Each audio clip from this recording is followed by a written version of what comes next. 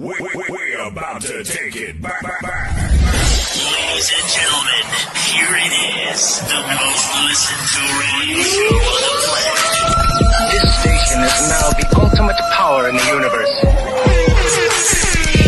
Tony and Lee on the radio. Dr. Joe's therapy on the radio.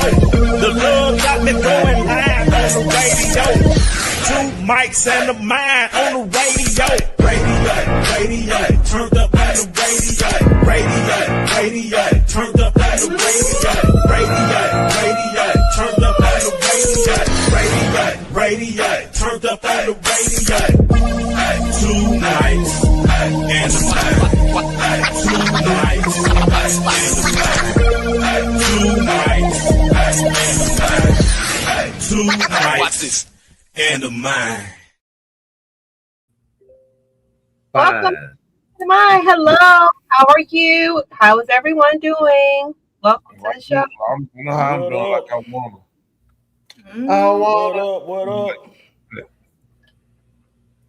All right. What's kicking? I see 59.9% my baby Brent on him. We fight. Me and Quasia back and forth. Quasia said she got to get her points back though. She said she got to get you back down to 55%. Quasia, I'm rooting for you, girl. I'm rooting for you. Quasia not even on her. We got to be able to. She just like Brittany.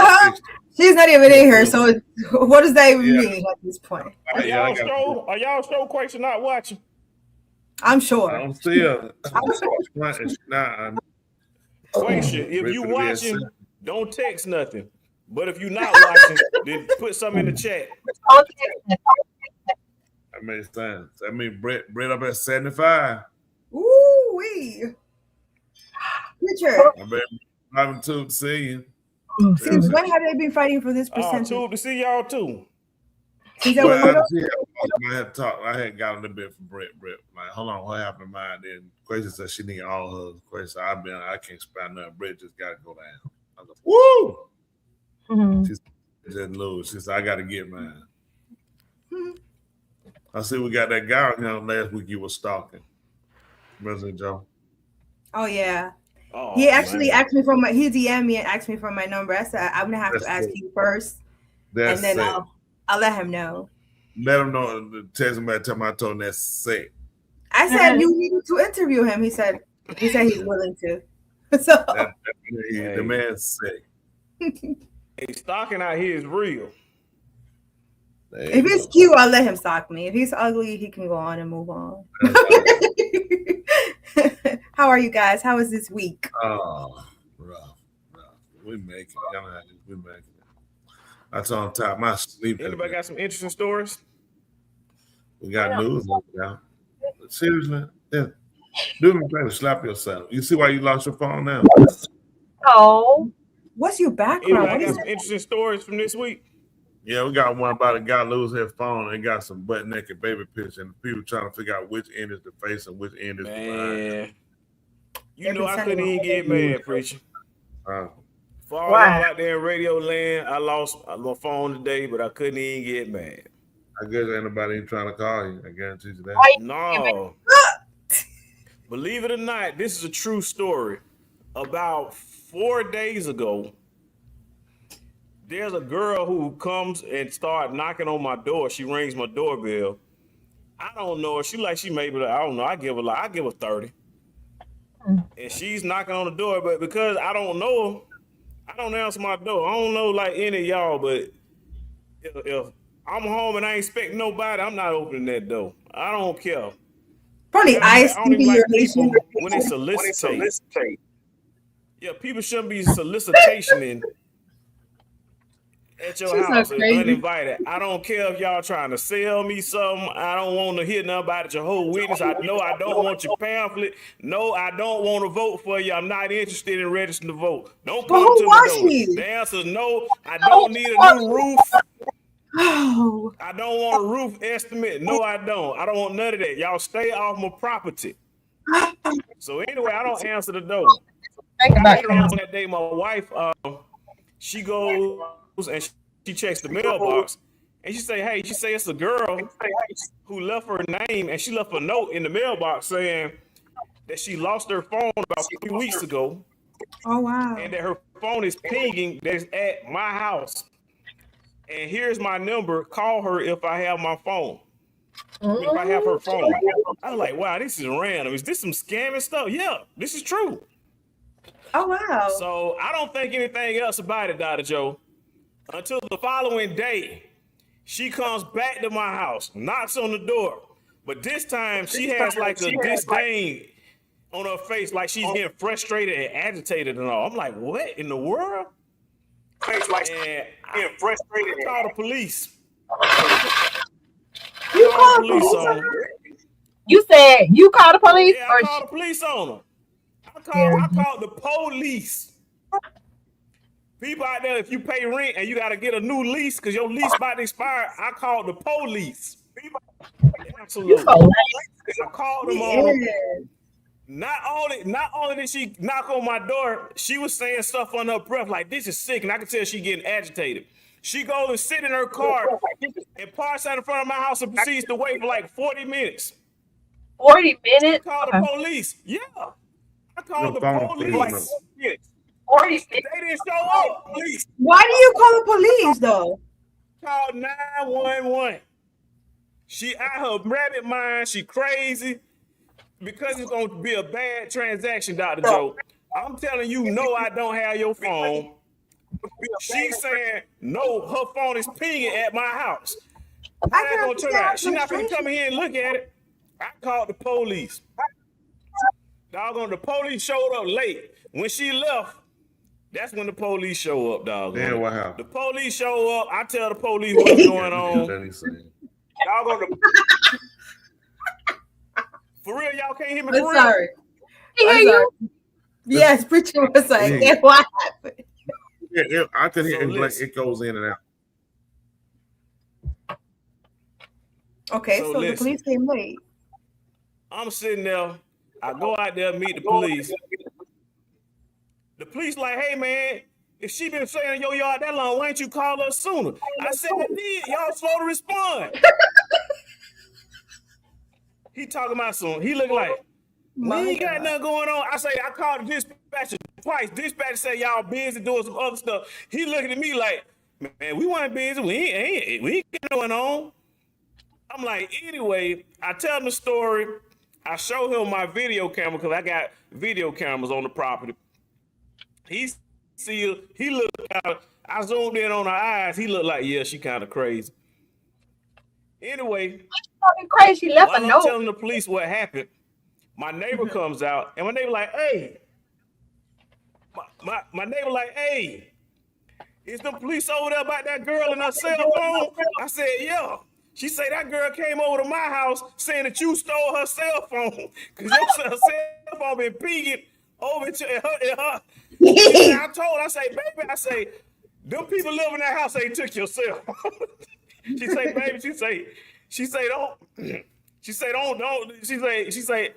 say, I guarantee you, them people stay over that house next door. They have not took your cell phone. And she said that my neighbor said she was talking to the girl and could tell that the girl was kind of off a little bit, you know.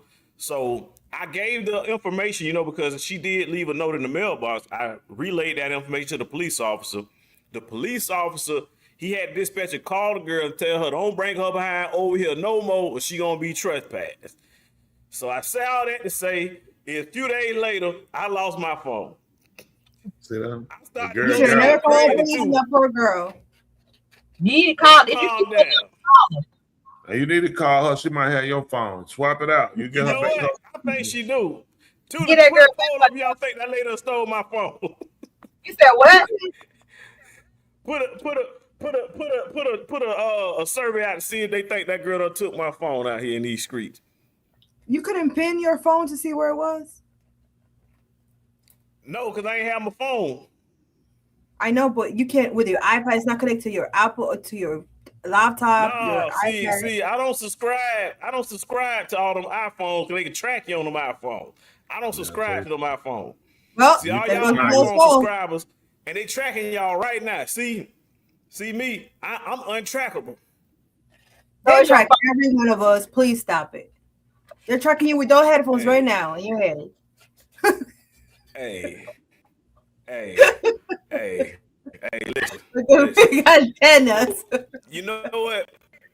You know, Dr. Joe Tulip preacher, the reason this happened to me is because had to be somebody's testimony that's right there in the land of the living in radio land who thinking on jumping off a cliff because they lost their cell phone. I'm here to tell you, don't do it. Don't do it. It's not the end of the world. If I was able to push through it, then you can push through it too. There is life after the loss of a cell phone. That right, Wayno. Tell them about it. Preach that thing. Yes. That's what we're doing. We're having an AA meeting right now. Oh, wait a minute. That man went on somebody. That man said so much stuff don't make sense. It don't make sense. That's what's bad about it. How wonderful people on the side feeling today. Y'all doing all right? Good. Showed up late. Not too much on Kanye shouting. Number one. Okay, I was doing something. Well, listen, I'm glad we're alive with everything going on from earthquakes to everything else going on. I tell you, it's really a lot going on. I would encourage people out there, make sure you have a plan. If you just out here living, you need a plan because if something goes wrong, something is going to go wrong. You living. You need to make sure you get yourself together. That's right. So I would encourage everyone that is watching in and everybody with a brain to think. Consider your latter end, people. It is getting late out here. The economy crash. I was looking at these stuff. I don't even want to look no more. So I done lost about $90-some thousand, I think. Something like that. Oh my gosh. Yeah, I lost about the little money I had, I probably lost. I just gave up. It wasn't even that 1/3 of yours.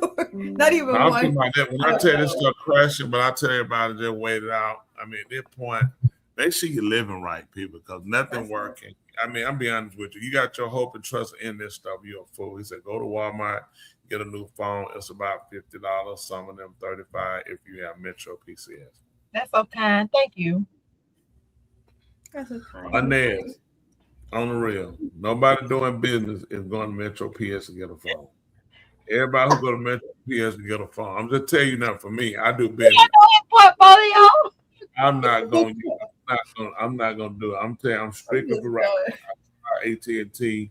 They showed me just how incompetent they are. I tell anybody who got AT&T, if you still got AT&T, that says something about you. These people are terrible at best. Wow. I bought phones from them, sent back 2 of my phones. Just so happened the other 3 of us didn't. So I'm gonna play. The other 3 were late. And I was trying to give them. I didn't know they couldn't do anything they told they was gonna be able to do. I mean, they'll lie to get your business. That's just being honest. They will lie to get your business. They really did. They just lied to get the business. I'm like, I didn't get it. I was like, wow. Then told me they could do internet. I mean, they people are so sorry. I tell you, they're so sorry. The technician come out and do something. Man, you got a nice house. Man, you don't want me drilling holes out of your house. I'm like, why would you be drilling holes in my house? Man, I'm telling you, man, they ain't gonna probably even really work. I'm something like this. The person that got the hook on. I said, listen. Wow. I said, listen, I'm gonna go ahead. I'm not doing business with y'all. Well, I mean, what? I said, I'm talking to your rep, the person who come to install. This man tell me he gonna be drilling holes in my house. He said, you got a basement? I said, I got a basement. Oh man, that's gonna be even worse. That mean I gotta come. I said, but man, I'm like holes all in my house. I said no. I said, listen, let me go ahead and talk. I let him know. I mean, let me know, man. Go ahead, you can counsel. So you go ahead and counsel. Like then I'm like, this man was so terrible. All he want to do was counsel. I was like, listen, I'm good.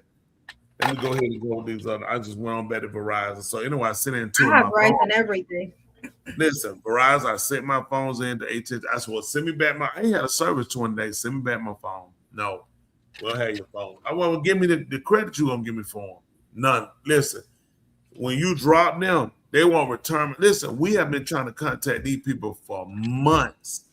No return call. They sent me a bill from AT&T for $4,000 some dollars for 20 days.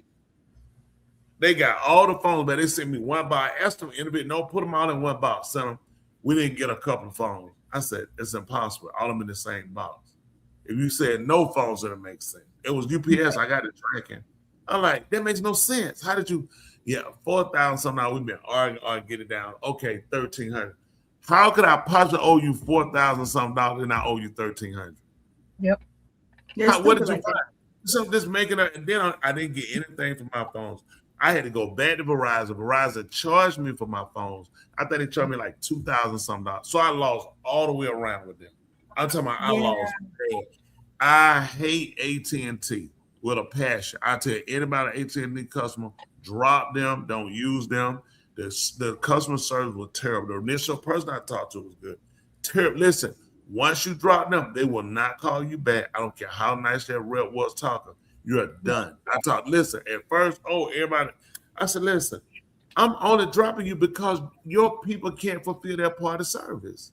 Mm-hmm. Y'all can't do it. Then they're supposed to come and start one of my businesses. Man, come out there, he look around, he said, man, we ain't gonna be putting the internet in him. I'm saying, listen, this is two different places. I walk there and look around, man, we gotta get trucks out here. I'm saying, you came to me, I didn't call you. What are you talking about? Listen, when I tell you AT&T, listen, they are on the phone, great. Hey, those people don't do the work. They're just selling, making the deal. Hey, we'll do this, we'll do that. Okay. The retards that they sent out to do the installation part, listen, nothing got done. Wow. So why are you dropping? Why I'm dropping? I said, you can't do the work. Both times your sales people have turned me off with, man. Yeah. I mean, they come in, both of them, quote unquote, African American. No, they ain't been no African, no, shouldn't be calling themselves American. I call them somebody not American.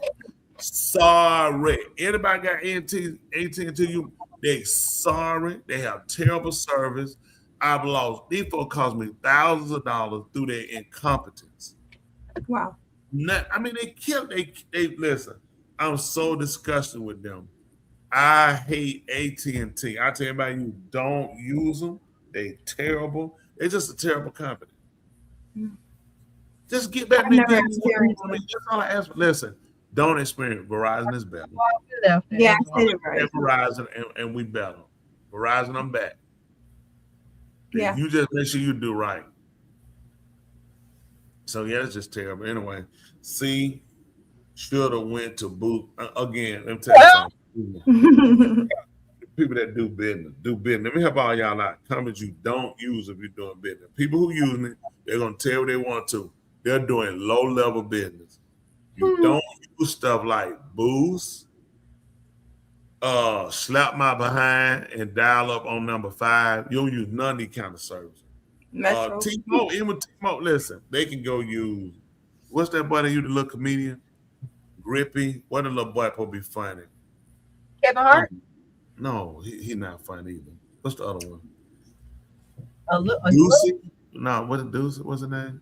Oh, Drewski. Whatever. Okay. Oh. Okay.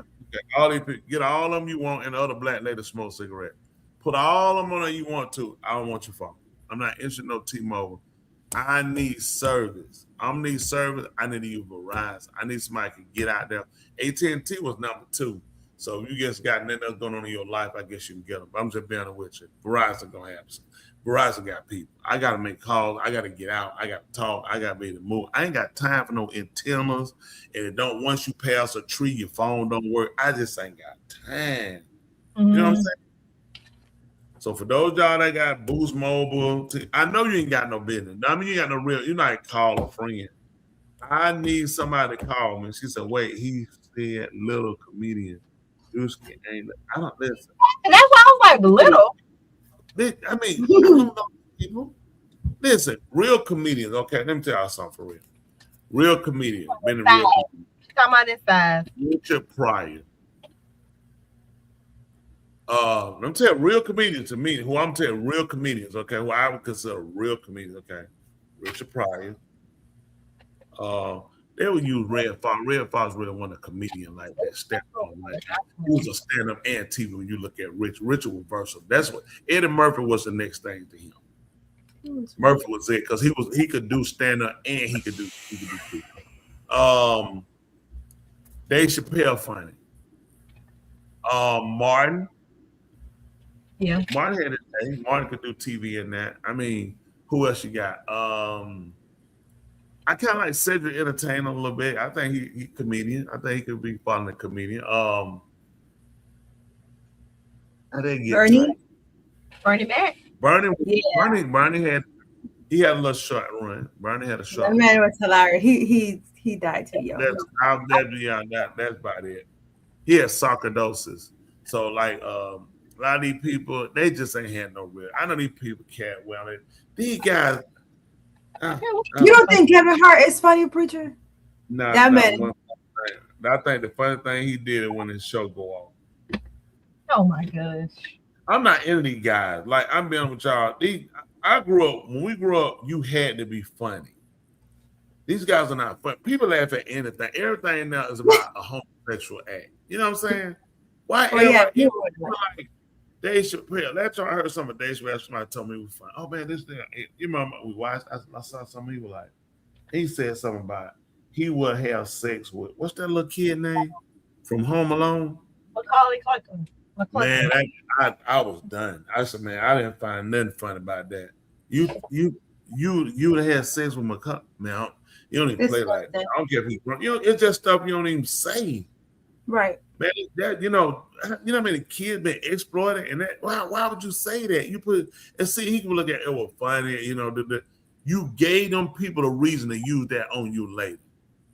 Definitely not. You right. That's my Canada drive. Way to go, at least. He's not funny. I used to like him when he first started, though. I'm not even gonna lie. I liked him when he first started. When he started. Yeah. When he started with that gay stuff, I did not like him after that. Funny to me. I don't get that, man. What's like? Listen, Eddie Murphy. Well, Eddie Murphy would say gay stuff. I ain't like that with him. I never liked Eddie. Hey, Eddie, well, how would you like that? I didn't get it. I didn't know. Sure would. I never got it. He always throws some homosexual stuff in his stuff. He was funny. He do some homosexual stuff, and that show you they always. There's all those guys push that homosexual agenda. They just do. Like it be funny in movies. I never listened to him stand up. So I mean, I was never him. I've been done with this. So I wouldn't know. He was kind of funny in movies. Who was that? Mike Epps. It's a humiliation. Yeah, I'm with you. It's always been like Richard Pryor. Richard Pryor was funny talking about white people, Mudbone. Talking about how he was fun. He talked about life, how stuff was. You know what I'm saying? So it was funny listening to him talk. He did. He's like, man, y'all white folks. He was funny what he did at the time. That's what we knew. Coming. Yeah. But these guys, I wouldn't listen to that stuff now. But back then, he was funny. He was a great actor at the time. He made a movie. He could sell a movie. These guys now, no. Him and Eddie about the best two to sell a movie. These guys now, people just there. I don't know what it is. People just there. People don't know what's funny no more. It's sad. But now everybody gay. Like I said, Dave Chappelle was funny because he ugly. And he say stuff. You talk about people, you ugly. And that's what make him funny to me. But he started that color when he talking about shit. Nah, I can't watch it. I'm done. That just got me. I just didn't get it. You know what I'm saying? I didn't get it. But that's me now. I'm a little older. Cat funny telling stories. Like talking about how old he was and he left home at 8 years old with $6,000 was living on his own. Listen, that's hilarious. You talking about that. Him just listen, I could see me at 8 years old standing up to Henry Grady telling him, I'm getting ready to leave, Henry Grady. You only get to lie to me one time and I'm leaving.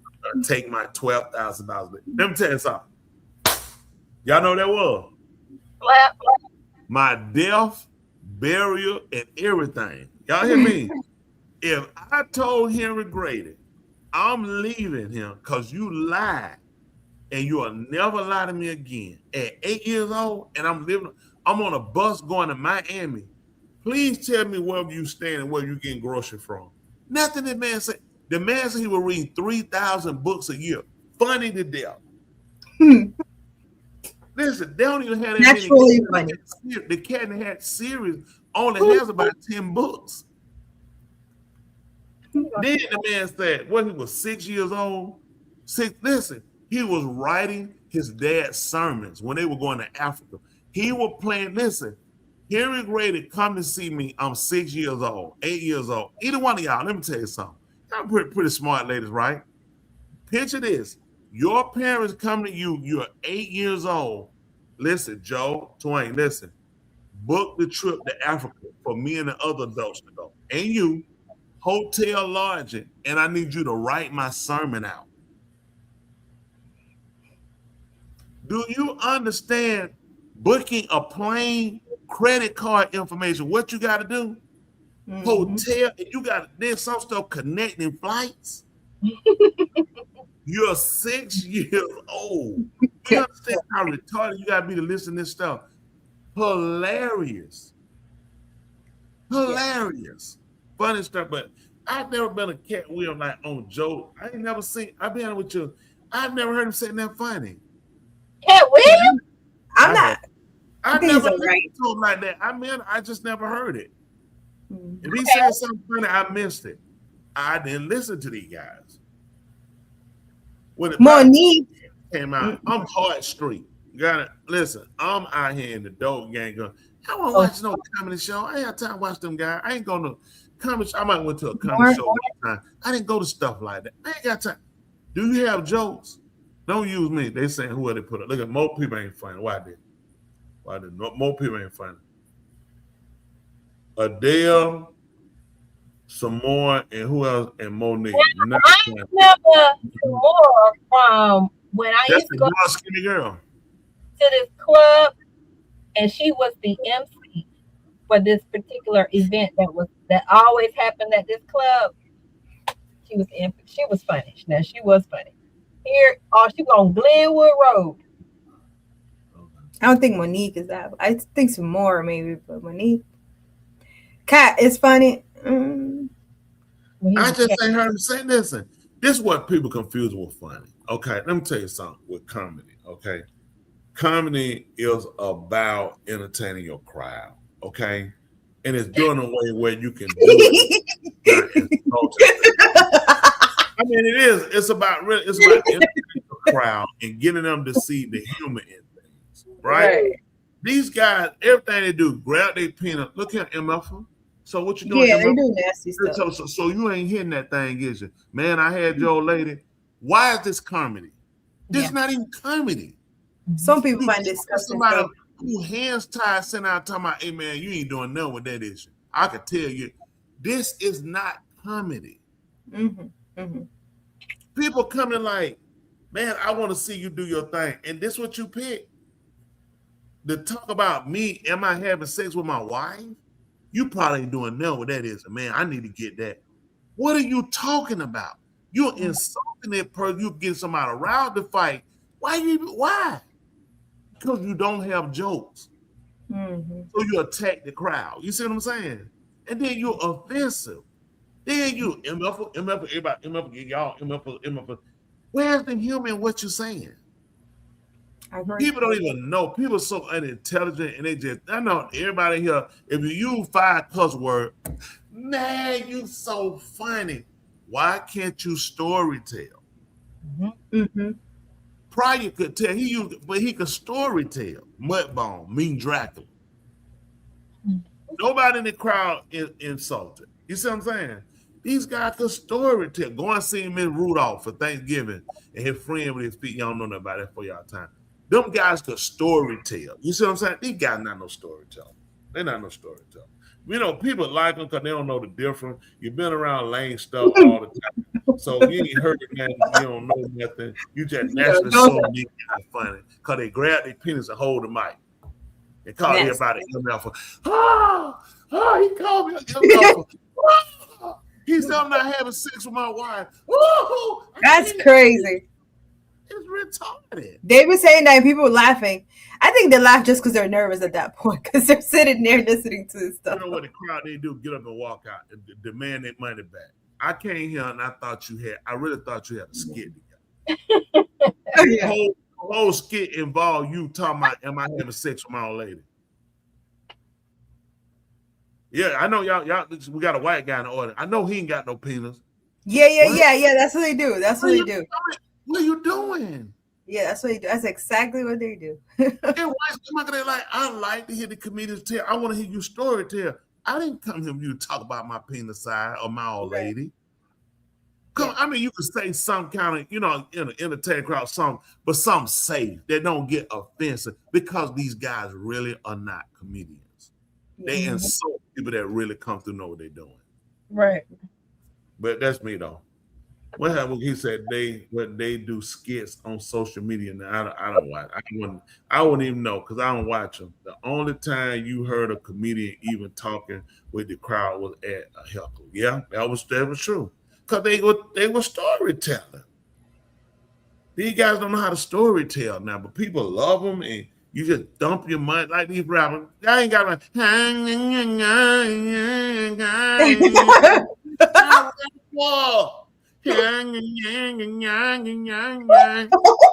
are you doing? Only people who could get away with doing that before were Roger. Roger introduced that zapping Roger. That's so true, though. Them guys were doing, but these guys come on that they can't use their voice. They can't because these guys know it's nothing going on with them. To be them is to be nothing. It's nothing going on. Yes, Drewski does skits. I don't know of him doing stand-up. Well, now, he done sold out. He done got another. They start putting him on T-Mobile commercial, other stuff. Jeff just did one funny stand-up comedy that I like. He's Been trouble. I only liked one that he used. I think it was like a skeleton. That was about it. I mean, George, listen, Zap and Roger, listen, he put that thing on the map doing that. Roger put it on the map doing that. Everybody else trying to do it, but they ain't do it. I mean, these guys, come on now. I ain't into it. I'm just not into what they're trying. I ain't into it. The guy, everybody sound the same. Ahmed, that one. Ahmed was funny. I'm not gonna lie. Jeff did that. Is he a Muslim? Yeah. Basically, it's like I killed you. Like you guys haven't seen it with the skeletons. Like I'll kill you. No skeletons. Yeah, it's a skeleton he uses when he does the comedy show. So let me get this straight. You listen to somebody who threatened to kill you? Yeah, he talks about most them and how you would have to hear the whole show to understand. Yeah, I'm missing something. It's old. I was a teenager. I'm trying this one like hey, I'll kill you. You'll kill me. I'm just trying to I was a teenager, so I was cracking up. I thought you come out last week. I thought it was last week. Oh, he was hilarious. He is dead terrorist. He's a dead terrorist. Oh my God. Yeah. You have to watch it to see. I mean, now that I'm older, I don't find it funny, but when I was a teenager, it was hilarious. So let me ask you a question. I keep hearing this young lady keep saying this guy's a ventriloquist. So let me get this straight. Laugh is a man sticking his hand up the bottom of a ball, going through the cavity all the way through the guts to get to the mouth. And you explain to me what you said was funny. Going through the cavity of a dog, through the guts. If you put it that way, always turn the system up the throat just to get to the mouth. Oh my! If you put it that way. I'm trying to think about the last time I laughed when I had to do a colon check, and that was just a finger. I couldn't imagine if the whole arm went through my cavity and came out my mouth, and I would just bust out laughing. Well, go ahead. Ahmed was like a Muslim character, and he made stereotypical jokes. Oh, okay. So he worked in music. What? You say this stereo. Tony, oh my gosh, babe. What's your man? It's okay, yo, not them people. She said. Comedy. It's okay, y'all, not them people. Oh my goodness. The person that's a comedian that Dr. Joe is referring to, he is a ventriloquist. That's what we've been So saying. you repeat what we've been saying on there. Try to adjust your Boost Mobile. I understand you though. I understand you. Don't worry. No, Boost Mobile come through late. Now, Boost Mobile, that's. But you are right. But he's right. That's exactly who I'm trying to talk about. I'm trying to refer to, preacher. He's a ventriloquist. And what does he do with his hand? Sticks it up. The cavity through the intestinal system. And then I got you. Through the If throat. you put it that way, you know why? He's not that funny. I mean, I'm just. Oh, There's a lot going on. But anyway, I know we got some more to show to go. What we got on? Y'all are off the chain. Listen, I'm learning something about funny comedians.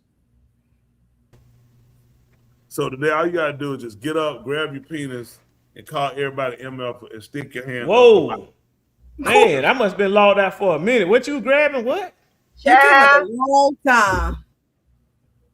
I know one thing. Oh, this is an inappropriate conversation right here. Little dog, all I want to say, tonight is the best you've ever. Hello, Jessica. Nice to see you. Where wifey at? What's going on, Jessica? And what's going on, J Rod? It's nice to see you, J-Rod. Good to see you, J-Rod. You've been missing. Who is J-Rod? Where you been? You don't have to explain. It was just funny. Y'all say Jessica? Wait. At a bad time. That old tired white woman. We ain't seen her in so long. But anyway, what else we got? Dwayne came at a bad time. Well, you ain't gonna believe it. That's what his dad said. That's totally that was a good attempt. I want you to keep up and try again, preacher. Hold on. Next time. You wrap it up. You ready? Listen. We don't read Chelsea's statement and watch me. No, read it out loud. Out loud. Go ahead, Dwayne. No, you. I'm telling you to read it out loud. Oh. He's asking you if you can set up the joke. He wants to make a joke. So he asked you if you can help set it up for him. But take your time. Okay, hold on. Dwayne came back at a bad time. All right, what? That what his dad said. Oh my God! Shot my hand up the cavity. You know what I'm saying? That would sit there with it. See, I can go on stage now. Dr. Joe is laughing out of peer pressure. Do something about it, please. Please. Dr. Joe, don't feel pressure to laugh, okay? Don't feel pressure to laugh. I just didn't expect that at all, but it's okay. I appreciate you, Tulip. For standing. That's because she didn't hear. He said he does not have Boost Mobile 20 minutes later. What name is? I don't know what's going on, Ernest.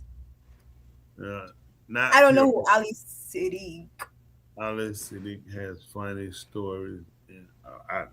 Listen, man. I try to listen to people go boom boom.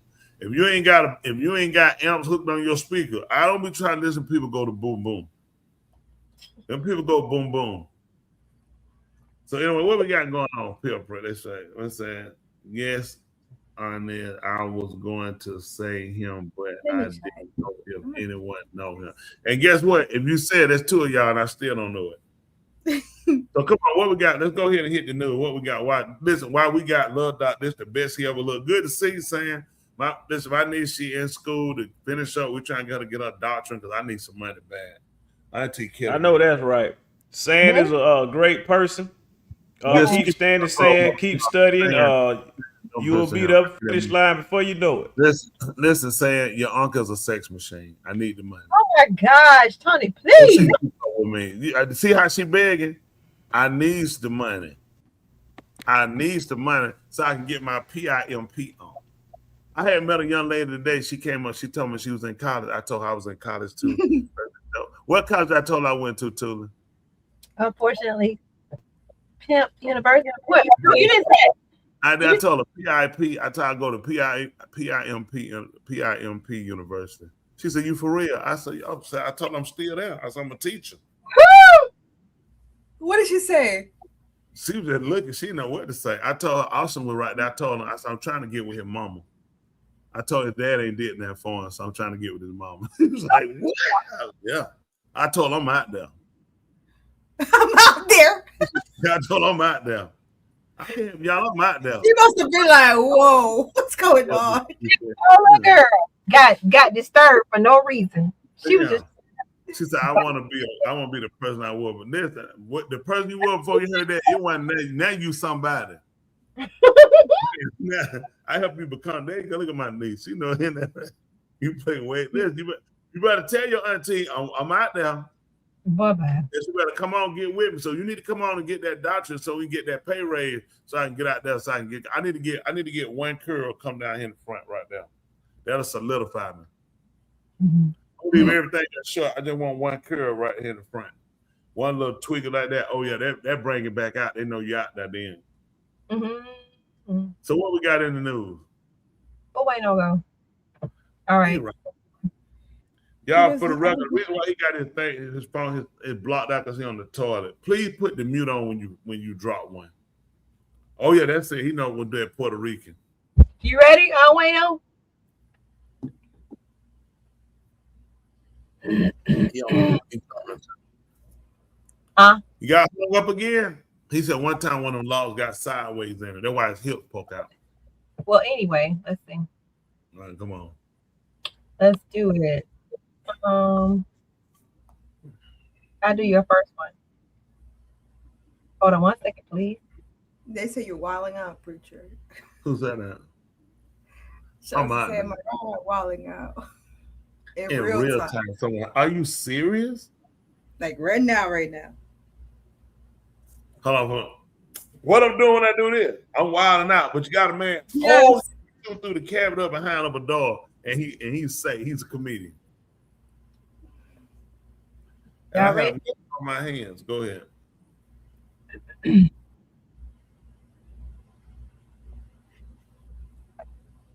Tula, you slow. Don't look for no check this week. Come on, Tula. After abusing 700 minors. The actual. I get that's what it says. Her Atlanta Black Star, a major South Carolina sex trafficking case that languished in the court system for more than 4 years, came to an anticlimactic conclusion in August 2023 when 46-year-old Jason Roger Pope, white disc jockey, received a reduced sentence after pleading guilty to 13 felony charges of having sex with children, including hundreds of underage Black girls. You're not about to do this to me today. I guess we're going to have to get into it. What a pig. Yes. Look at the picture, the eyes, the disgustingness, because that is what children saw. Oh. You gotta tell them what color them kids were. 700. For authorities, Pope worked for years as a DJ in Florence County. He used his trade to take advantage of young girls through his job. He was able to promote teen dance parties and regularly marketed the events on social media. As part of a deal with prosecutors, why would there be a deal? Pope, once known as DJ Kid, that's actually what he called himself. With millions watching and many people benefiting from this program called Indisputable, we just need 1% of the viewers to become a paid member so we can continue to bring this content to you. Now back to the show. Confessed to 5 counts of sex trafficking of a minor, 5 counts of criminal sexual conduct with a minor, and 3 counts of criminal sexual conduct for South Carolina Attorney General Alan Wilson. And I'm not impressed, Mr. Wilson. So instead of a 30-year prison term, Judge Brian Gibbons on the right suspended that possible sentence in favor of 19 years behind bars. Far lighter sentence, much lighter punishment. And prosecutors initially wanted for Pope, who admitted to prostituting and having sex with 693 underage Black girls between 2017 and 2019. Do the math if you can stomach it. While intentionally infecting at least one of his young victims with HIV. If anyone deserves the maximum, isn't it this piglet? Right. But then again, we have to talk about Black girls and their worth. Is it 20% of white girls? 10%? What is a Black child, their promise, their future worth? What's a Black girl worth? I'm just asking because I'm looking at the details here. The headline said something about nearly 700 victims. And I just did read a sentence that said, in a 2-year period, he admitted sex with 693 underage Black girls, giving HIV intentionally to one of them, and you cut a deal with this monster? Not impressed. What are Black girls worth? Well, let me tell you, the judge did order strict probation conditions for Pope following his eventual release from prison. We're already talking about when he gets out to do it again, folks. They're designed to protect the public. Yeah, right, Your Honor. Including a requirement that Pope be monitored around the clock for at least 5 years by special agents dedicated to supervising sex offenders. Who gonna pay for that, boo? And if we have them available, let's start protecting the kids a little bit sooner. Like, I don't know, after the first 100 or so are sexually assaulted, maybe move in then and see. I'm getting a sense that these girls aren't being protected in our community. Pope violates his probation. He'll be sent back to prison for 10 years. Big deal. That's how probation works. You violate it, you're back in the system. Which is essentially the length of time the judge suspended from his original sentence. Why did you suspend it again? It said, you're not impressing me. Moreover, Pope will be required to register as a sex offender, routine, which will place his name into a national database to alert communities around his chosen place of residence. Because that works. Permanent restraining order will bar him from contacting his victims. All 693 of them. Will he be barred from contacting all 693 of his underage Black girl victims, including the one he gave HIV to intentionally? I think it's a valid question. Lena Blackstar giving us all the essential pieces of this one.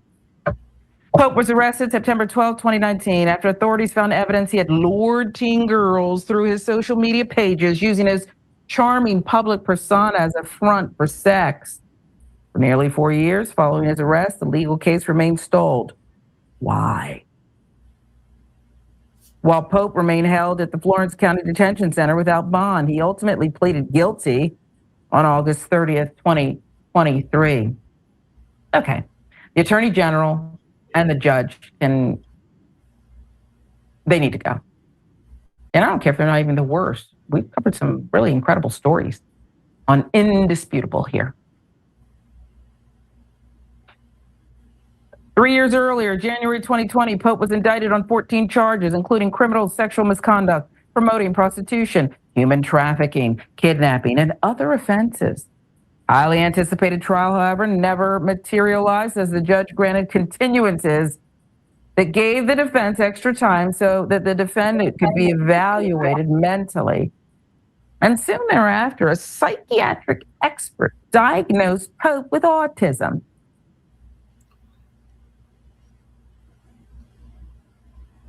I give zero. You're about to lose $50,000 for your car accident because you don't know this one trick. Check this out. I'm an attorney. I've been doing this for years. And I'm standing here because most people walk away from accidents. about what Pope was diagnosed with. Back to the 693 underage black girls and the one he intentionally gave HIV to.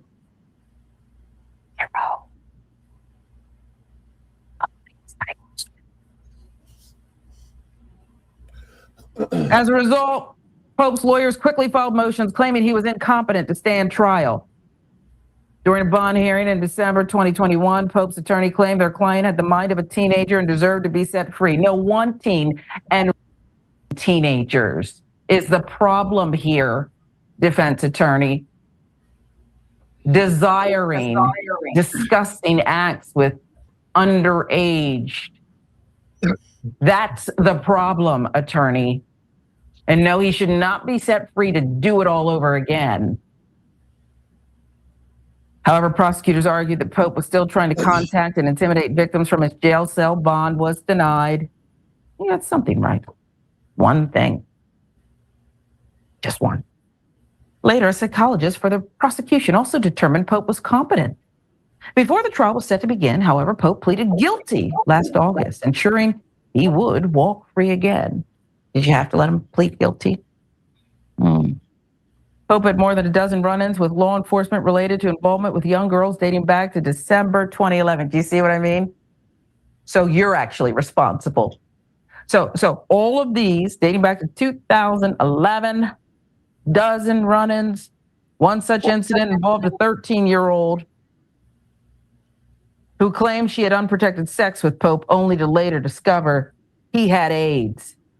This is who we're making a deal with and allowing to plead guilty? I'd let him plead guilty too to all of it. You can say guilty 693 underage black girl victims and the one you gave HIV to. Other than that, see you at trial. Some victims described the feeling of being spellbound, brainwashed by Pope's predatory behavior as he regularly gave them money or provided drugs and alcohol. Well, at least one girl acknowledged to investigators that most of the sex between them was what she considered to be consensual. You see, this is how young victims think. They're not old enough to drive, vote, do much of anything, certainly can't give consent. But this is how young victims think. It's natural, they're kids who've been violated, manipulated. Other female victims alleged Pope held them against their will so he could have his way with them on a regular basis. Evidence photos collected from the suspect's Facebook page showed an array of sexually suggestive photos featuring Pope in lascivious poses with scantily clad black girls. He went after black girls. They were the desire of a sick, twisted mind, but he didn't give a damn about them, and he knew that they were not worthy and nobody would care. So much so that he could do it 693 times in a 2-year period with underage black girls, giving one of them HIV on purpose, and he'd be allowed to plead guilty so he could see the light of day again. So I think we've answered the question what black girls are worth. Not much. Pig. Want to finish with this? A viral TikTok video also helped build the case against Pope. During the investigation, authorities sought the public's help in locating other girls who might be connected to the human trafficking cases in Florence, leading to many hundreds of girls coming forward. Society has failed you. Young, beautiful, promising black girls, society has failed you. And it's up to us. I guess it's up to people who look like us to instill greatness into your minds to let you know this shouldn't stand. Get rid of this attorney general, get rid of this judge, get rid of dozens of arrests, young girls, 2011. You can and get he's it. back between 2017 and 2019 woes to do it all over again. You can cut. I don't even know if we could. You said stop. Yeah, you stop it. Because I know there's other stories as well we got to talk That's about. bad business right there. That's It horrible. is, and what it is, which Andrew brought up, which is true. It's not most likely. The purpose of why they done it as they did in time past, the reason why they slept with, the quote unquote black women, kids, were to make sure they did infect them. I mean, a lot of things we caught, people don't realize we got from them when even the slave trade sleeping with. Big thing, even doing the you can look up, even doing like the Civil War, they had a big thing with cooties. You could look at that was a big thing that infected whites. So they had cooties.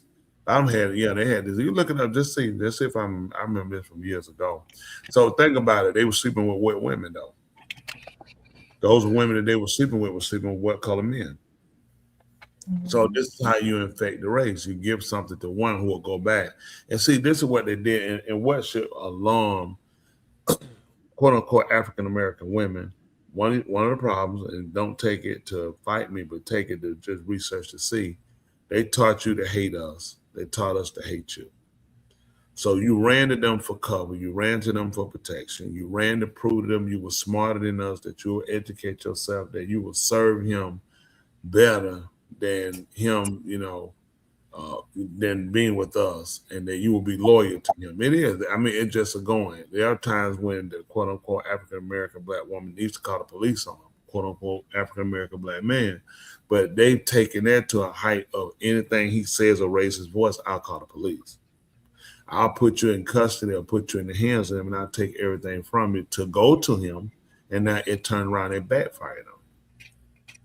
You have young daughters, they say they're consensual. You're a minor. You can't consent to having sex with them. Right. But they brainwash their mind so much that they don't even realize they're a victim. Even today, when I went, you look at the average quote unquote African American women. Now, Joe, you done for them one. How many of them do you see typically that don't have weave? They don't have what? That don't have weave. African American women you see, most of them you see gonna wear weave. Yeah, they're gonna have weave. That's a lot. They're gonna put the nails on. They have nothing that belongs to them. Oh, you gonna make someone mad now? Well, I'm not worried about making them mad. I'm trying to make them sit down and look at truth. It's because they lost. Let's get this offering first. We need them to sow a seed in this offering first. It ain't just them. It's listen. The core of the matter is they worked both of us away from each other. Yeah. The quote unquote black man is not authentic himself. His personality, the demeanor they giving him, he's taken from television, he's taken from rappers who are taking it from movies, and taken from real life criminals. Look, think about this.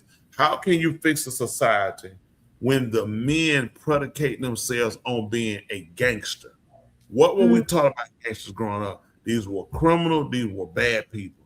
Why would a man make his life and fashion life around being a criminal and being incarcerated? You see what I'm saying? Look, the man, his mind, the so-called Negro mind is so burned out. He wants to be a gangster. His mind is gone. He wants to be a killer. He wants to be a thug. But then now, he wants a wife and kids. It's messy. She wants anything that gets her away from him so she can be accepted in that society. Now, while doing this, she's a victim of the same society she runs to. She thinks that a college degree and all these things have made her be accepted by these people. They don't ever accept her. They tolerate you. There's a difference between acceptance and tolerate. As long as you don't talk like one of them, as long as you don't act like one of them, I'll let you in. I don't accept you. I learned to tolerate you with certain conditions. She has no idea they laugh at her behind her back. You can look at her and clearly see she's bald-headed, and her hair is all the way to her behind. You can see the hair don't even match the course of the hair on her head. People laugh at her. Everybody laughs at them of other ethnicity. Because they look and say, that's ridiculous. They have no identity. They laugh at the so-called Negro man. He makes his fortune from killing his own people. The people that look like him is who he want to kill. That's not who enslaved you. That's not who messed up your education system. That's not who incarcerates you. But your mind is so distorted from his movies, from his news, from his music. Everything he gives you, one of our so-called Negro man makes money, he is going to jail. Let me tell you what they learned to do, okay? This is what they learned. There was nothing after they beat us in slavery, okay? After they whipped us, after they raped us and our women, our kids to divide. You know what we realized on Love Doctor? There is nothing else he can do to us that's worth what he did. Wow. Okay? While we live poor in our projects, we kept integrity. People don't realize when projects were first put together and invented under Lyndon Johnson, they were for families. Okay, that means a man, a woman, and kids. Okay, just like Good Time. People don't even know you watch the movie. They kind of show you some truth. You just too busy laughing. You just ain't got a brain to think. Okay, projects. It was for families, low income families. Who do they get out of the home? The man. That's exactly. See, it was a trap to get him in and get him out. They convinced him that the family would do better without him. Hey, I'm a man. I can live on the street. Y'all stay here. Dummy, what you should have said is we need to leave. I'm not splitting my family up. I'd rather we stay together. We took the cheapest route out, and they got her with, guess what? They'll support her as long as there's not a man there. So now she'll get a half man. She'll get a piece of man because she don't really need a man to take care of her. She gets a check. See, the whole psychosis is why we're so burned out and so stupid. We are all victims. Our kids are victims. We are victims of America. And everybody keep playing this charade of trying to fit in instead of fixing what we got. Take their hair out your head. Let me tell you what you can. Let me ask you a question, Joe. I want you to be honest with me. This don't put you in a bad spot. Now you're from Cappadocia, right? Yes. So being from Cappadocia, if I took a bag of this hair and gave it to you, how much could you sell in your country? Not much. Well, now it's becoming popular. Naughty black hair. You said now it's becoming or naughty. Now it's become popular. Who don't want to buy that hair? The people who got naughty hair don't want it. They want something else. They're too afraid to recognize their hair. You can condition your hair, wash your hair. There's other things you do to make your hair nice and cute. But your hair has a purpose based off of your origin, based off of who you are and where you come from. Your hair has a definite purpose. But it's just other people have ran it down so bad to where they made it. We don't even want it. You see what I'm saying? We don't even want what belongs to us. We don't want our nose when you go in the regions where we're from because of the climate. You need these noses in order to breathe, but not that skinny white one. That one works better in the winter. That's why we don't go move these winter places. This big nose will snuff up all the cold air and then you will die from pneumonia. It works better in hotter regions. I'm not saying people can't transport or transplant or move or visit. It's just you need to be able to have an identity. So wherever you go, you're assured of who you are. Yeah. I don't have to become anybody else. You send me to Russia, I'll still be Tony Smith. I won't try to act Russian. I won't try to get a Russian hat and shoes and start walking around with vodka because I'm not Russian. Yeah. I will be Tony Smith who lives in Russia. Yeah. I go to Italy. I don't have to eat pizza and pasta every day. I don't have to go around trying to go, what are you doing to make me? I ain't got to talk like the Godfather exists. I'll be Tony Smith who lives in Italy. Y'all got it? I go to France. I don't have to pee everywhere. Walk around wee. You know what I'm saying? I pee in the toilet. And I'll still be Tony Smith in France. We're in America. We reside here. We don't have to fall into everything that our culture is set up for us. You don't have to adapt to everything they give you. Right. And the sad part is, while we've been adapting as we think it is, and they just been putting up with us, and they'll use you to kill, destroy your own people, now we're in a mess. I mean, we're in a flat mess. The so-called Negro woman, she would do everything she can. Let's be honest, to tear a man down. I'm talking about a quote-unquote black man. A black man would do everything he can to call her the B word, run her down, whole slut, and then she ain't helping. She'll get on stage. When you find a quote-unquote black woman rapper that got men up on stage and she dogging them out, got them naked, throwing themselves around her. She called them punks and everything. we've lost our intelligence. We lost our way. And now it's time for us to redirect, redefine ourselves. We are a mess. Mess. So you telling me 690 girls, 97 girls got missing, got molested. Nobody caught this? So what's going on with parenting? I guarantee if you check the homes, those are single parent homes with women in them who were so happy a white man took time and interest in their black daughter. Yes, sir. Because the average father would have been questioning, what he want, what he doing with him? Where's his wife at? What do he want with you? Where he taking you?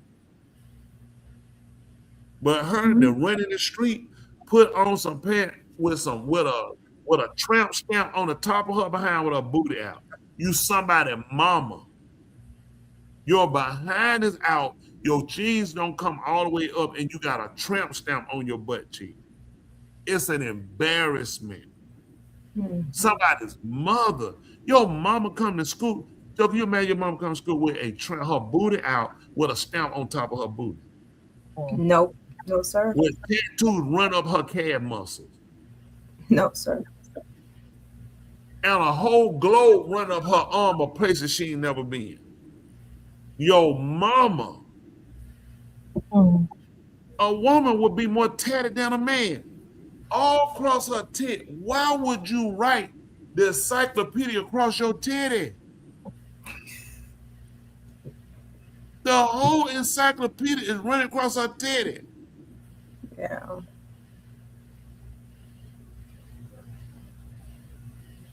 We're in bad shape. We're just in bad shape.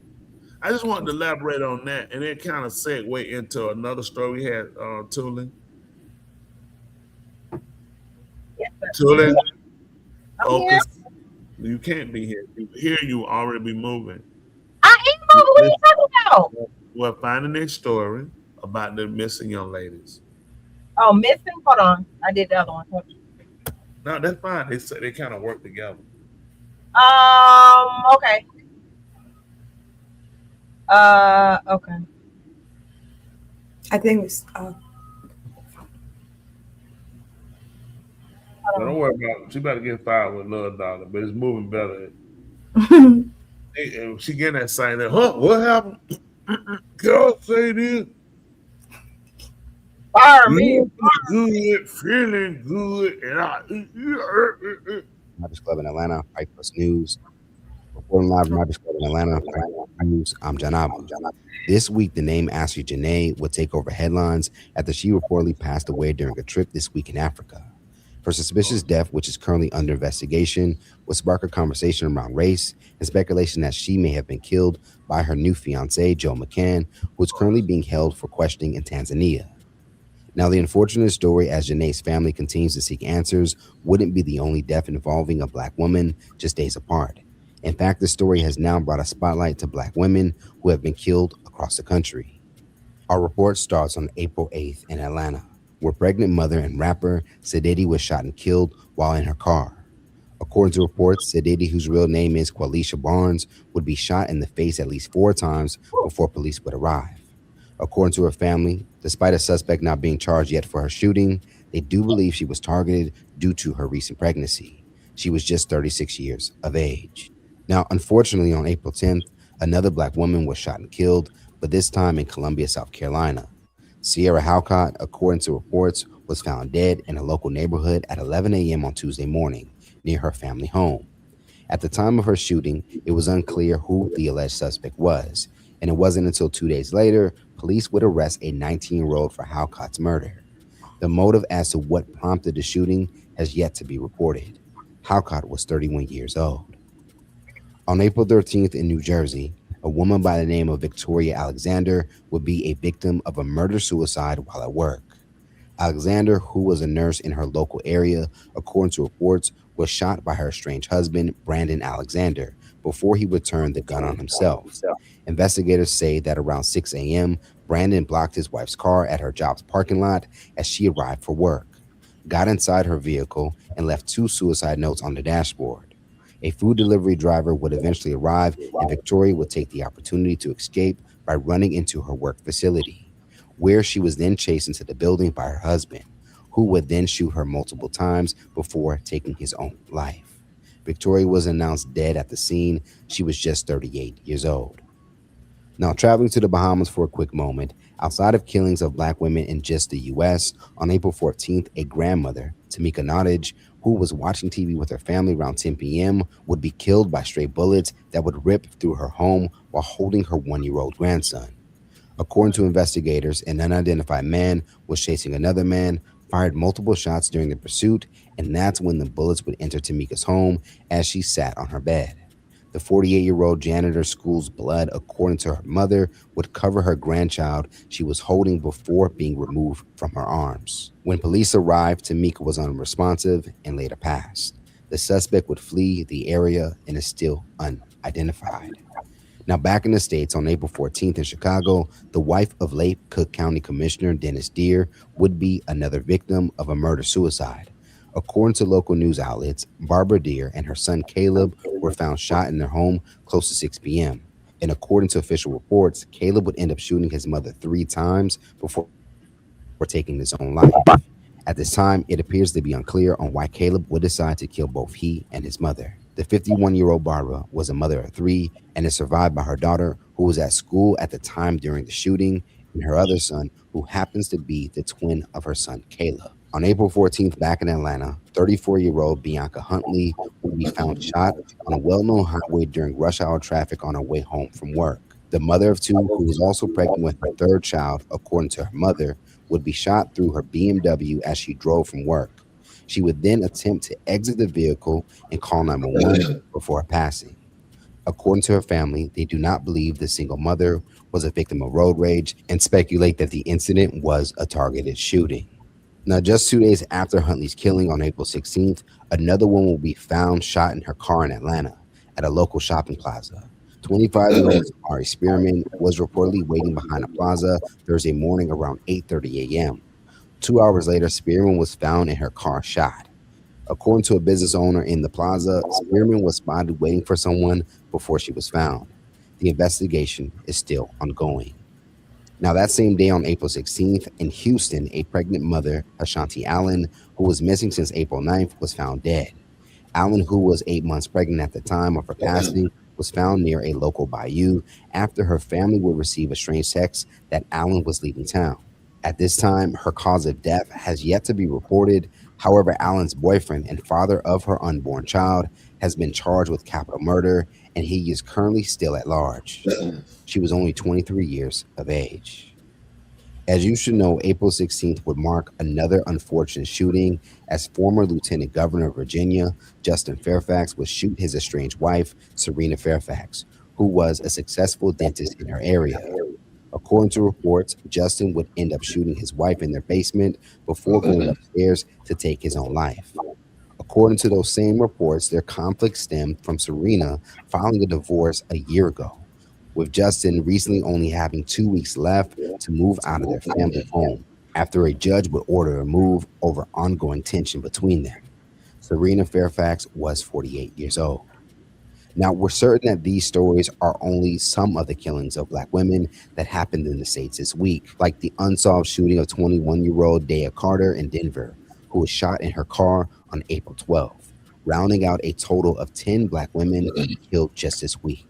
These stories come with a clear message and concerns on why those who are supposed to be protected in the community have found themselves as consistent victims of crimes that cut their lives short. Let's talk about it more in the comments below. And for more news, be sure to subscribe here to our YouTube channel and follow Hype Plus across all social media. Reporting live from Hypers Club in Atlanta for Hype Plus News, I'm Janaba. What say you? On the side, come on the other side here and talk to her. I want one of the women on the other side. Y'all come on the other side and talk to us and tell us your opinion on this. Take out day. Tell us what you say about this. We're here. We always come in. See, this becomes the problem right here. There's not a voice for our women. The voices that are speaking for our women, a lot of women with the same mentality of some of these women. If you look, these only a couple of them were really isolated cases where these were mysteries. The others were a problem of what's been typical with our women is that they pick bad guys. When it comes down to your safety, you have to think enough of yourself to look at the type of people that you're with. And you're trying to repair people that's not willing or wanting to be repaired. They carry so much damage to where they become destructive, not only to themselves, but to you as well and to your kids. we have to change the narrative of what we deem to be safe or what we deem to be okay. At least I got somebody. He crazy, he'll kill somebody, he can protect me. How about he crazy, he'll kill somebody? It's gonna be you.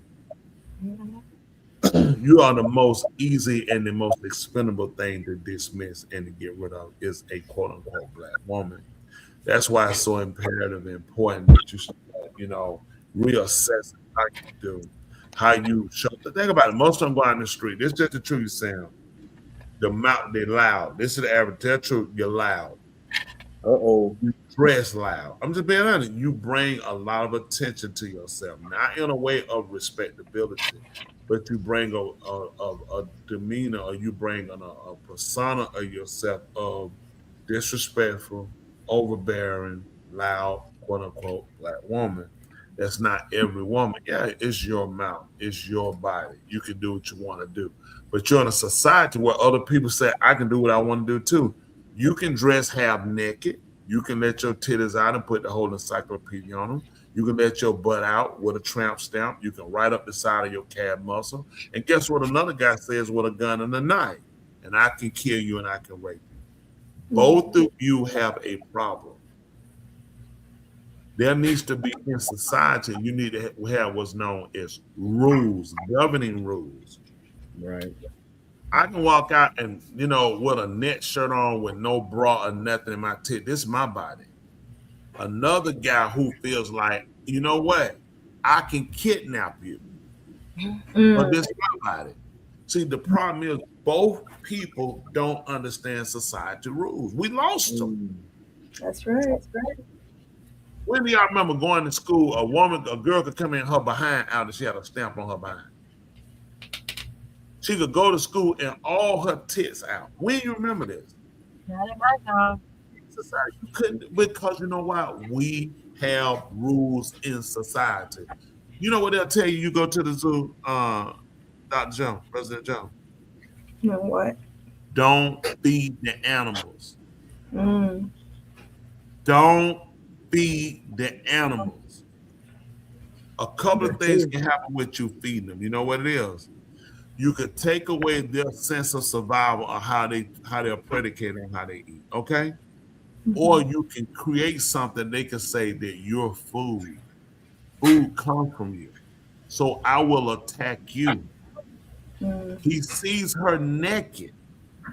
So he says she's food. You're feeding the animals. At some point, we got to stop making each other our enemies and start looking at what are we doing to be a contributing factor to our downfall. Come on now. A lot of what we saw with those women cases, I'm looking for unsolved. I'm finding husband, boyfriend, husband. So I tell you the type of people that you're picking. Who a lot of these guys been real? Who you think a lot of these guys were raised by? Their mom. Yep. We can see the importance of why we need a man in the home. I don't need no man. When you say I don't need a man, you don't need to make a baby. You can only make a baby with a man. You can only make a baby with a woman. It makes no sense. If you're going to procreate, then you need to be there, functioning, so they can see the problem. Our jails are overloaded with kids that's been reared up by their mothers, by no good men that they were willing to lay down with, and they have no responsibility. He take me out. He took you to where he was already getting something anyway. He was already going there. He didn't take no exclusive way to take you nowhere. You got knocked up in his friend's basement, in the car. What kind of future were you expecting? In the hotel. You don't even think about what comes from your body. The That's importance true. of a mother, the feet of the child. This child exists inside of you. And you didn't think to procreate with somebody who could be a father, an example, a protector, a provider, a teacher, a nurturer? I can't let my son be around his dad. His daddy crazy. His daddy crazy? He can't be around his father? Now, I have to ask our women, because I'll be honest, I'm going to put the fault back on the women. You control how the man acts. When you don't accept it, guess what? He got to change it. When you say, listen, next time you drunk, don't come back to my house no more. Then guess what he's going to look at if he cares about you? Stay on drunk. I can't come on there drunk. Next time you get yourself locked up, lose my number, don't call me. Guess what he's going to look at if he cares? I got to stop going to jail. She's not going to fool me. She's going to cut me off.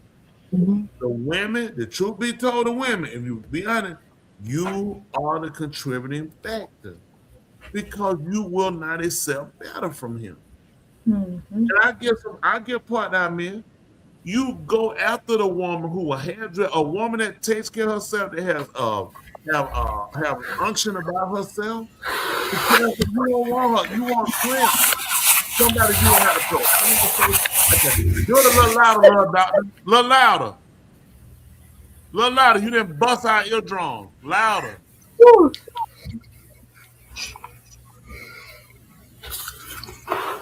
You need help. The whole society needs help. I cannot sit in the heat of the moment. Get a lot of people caught. And listen, I've been out there. I've done my time. It's so important that when you get to a certain age of maturity, you start looking at, I'm where I can, in a position to bring a child into the world. What am I trying to reflect for my child? What do I want to demonstrate that they see from me from the home? It's when you ground them well in your home, that's a big stopper right there to a lot of things they're going to get in straight. Because they know now, you go out there at the food, guess where you don't do that at? When you come home. Who you don't see get drunk, high, laying on the ground, who you don't see beating on their wife.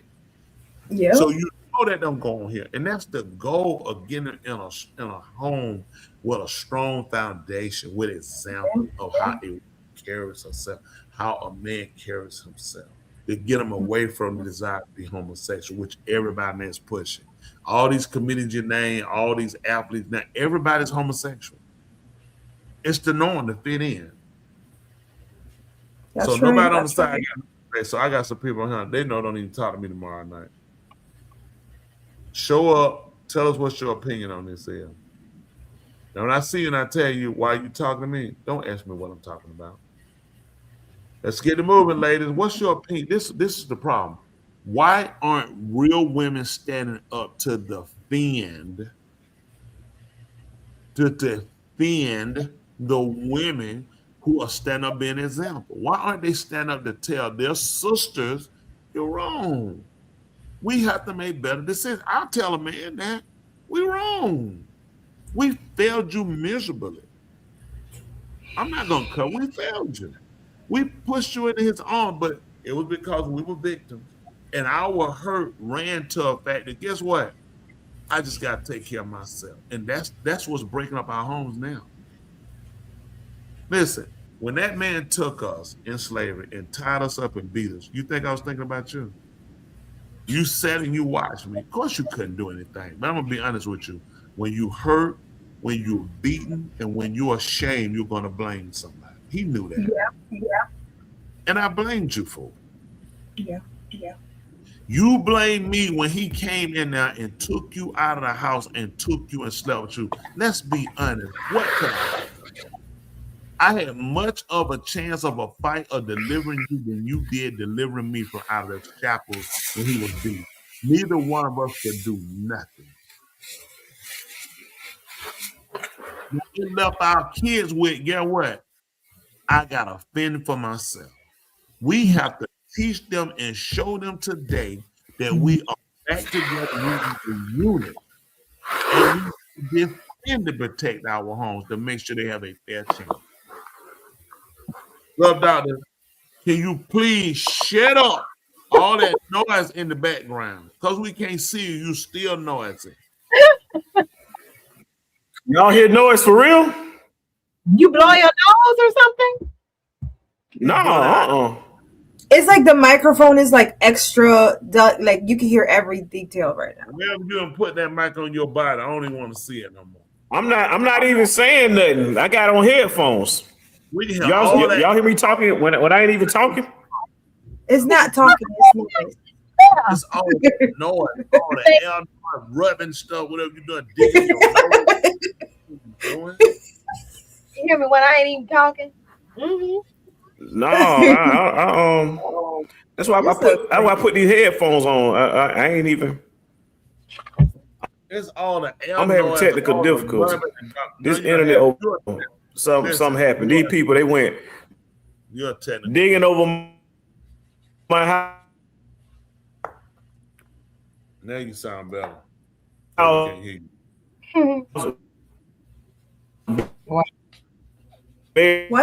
Why don't you just go in through your phone? Why don't you just log in through your phone? You know, illogical women are emotional natures. So we tend to want to fix broken people. I can believe that. Now what saying said, way to go. That's my medical student. That's true. That's true. Women are emotional, but believe it or We not, are men. very- Believe it or not, too, the men, the average man, sweet. I speak on behalf of men, are not logical and are not practical. The average of them, they just not. What has happened?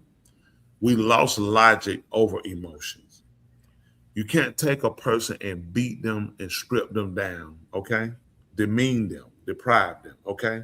And then say, I need you to think logically. Yeah. Right now, I'm dealing with my emotions. Why do you think these young kids are shooting up? It's not because of logic, it's because they're emotional. The emotions are dysfunctional where we should have a caring, sharing. Okay, the emotions we have is destructive. Yeah. Emotional is not bad. It's just when it's destructive. Yeah. And I think I'm Go sorry, ahead. Rich. I think it comes from what you were saying, how they've worked to take the men out. So there's only a woman and there's no different they can't there's no difference in the house. So they don't know that balance they should have. And so men grow up thinking emotions is also logical. So they don't understand the differences between that. So in life they grow up just living out of emotions. They were never taught by a man. It's just, I feel like it's just a generation that keeps on getting worse and worse and worse and worse. Yeah. Let me tell you what we had growing up. We had blocks. They were builder blocks. We had Legos. Remember that, Tulin? Mm-hmm. You snap them together. You telling somebody who's emotionally dysfunctional, who are mentally incapable to snap back. You know what I'm saying? Yeah. Learn how to build. We have fundamental things that kind of taught us certain things. You know what I'm saying? How to do certain things. We don't have that now. Mhm. Everything that's AI videos and other things that not really adding to their intelligence is more or less depleting. It's giving them bad ideas and narratives. Some of the things that you can go on YouTube and learn, some that you should learn from being in a functional family. That's right. And I think what needs to be done now is an effort really needs to be done. They have school for kids K through 12. We need to get schools for people, for adults. Just because you reach the age don't mean you're not a fun. College doesn't teach you how to live. Nope. College just teach you how to research and get information. They teach you certain words to use in certain rooms and certain conversations. They don't teach you how to live. Yeah. That's right. Okay. They can teach you about business. They'll teach you practically how to go get loans, get set up for businesses. So a lot of stuff that they give you and people think that college gets them. So now you got this person with a whole bunch of paperwork from degrees, awards in high school, degrees and accolades from college, and they don't know anything about functionality of life. Right. So we need classes to really teach our men, teach our women from people with the experience, not just books. You're right in my mind. From That's real what- people that can, because people are learning from people that don't know, or people that want to put certain information that is incorrect. So teaching from people that actually come from a solid foundation that can teach things that they do not know. Because I can go to a school and teach me how to be a woman, but what kind of woman is teaching me that? It could come from the wrong place. Exactly. From a woman who can't really function herself. I'm sure you can testify. I would say testify to it. How many people that you know that's in your field that actually themselves need help? I would say almost 100. I would say 100%. I'll feel good when I say 100%. Yeah. So, yeah. Because a lot of them not stable themselves. I ain't got. We are teaching off what they told us. Yeah, I had psychiatrists come to me for counseling. You know what I'm saying? So I know. I mean, and the stuff that I heard, it's like I couldn't imagine a person not a psychiatrist doing what you're doing, of doing what you've done. But yet, it's because we put a lot on paperwork. That's right. It's like one time when we grew up, when I was little, I remember first grade, kindergarten. First thing they would kind of teach you were your colors, numbers. Remember? Those first base, and they would teach you who to go to an emergency. 911. If it was a fire, you go to the fire department. If it's sickness, you go to the hospital doctor. If there's a crime or situation, need help, you call the police. These are the three they taught you. Police, fire, emergency, hospital. That's what they taught you. And they taught us this. These are your friends. You remember them saying that to them? They taught that these were your friends. Now friends became our foes. Dr. Kevorkian. Now we find out what they're doing with the COVID vaccine. But you told us these were our friends. Then we find out police playing drugs on people, police wrongfully killing people, beating people. You said these were our friends. Then you find out you got firefighters that are arsonists.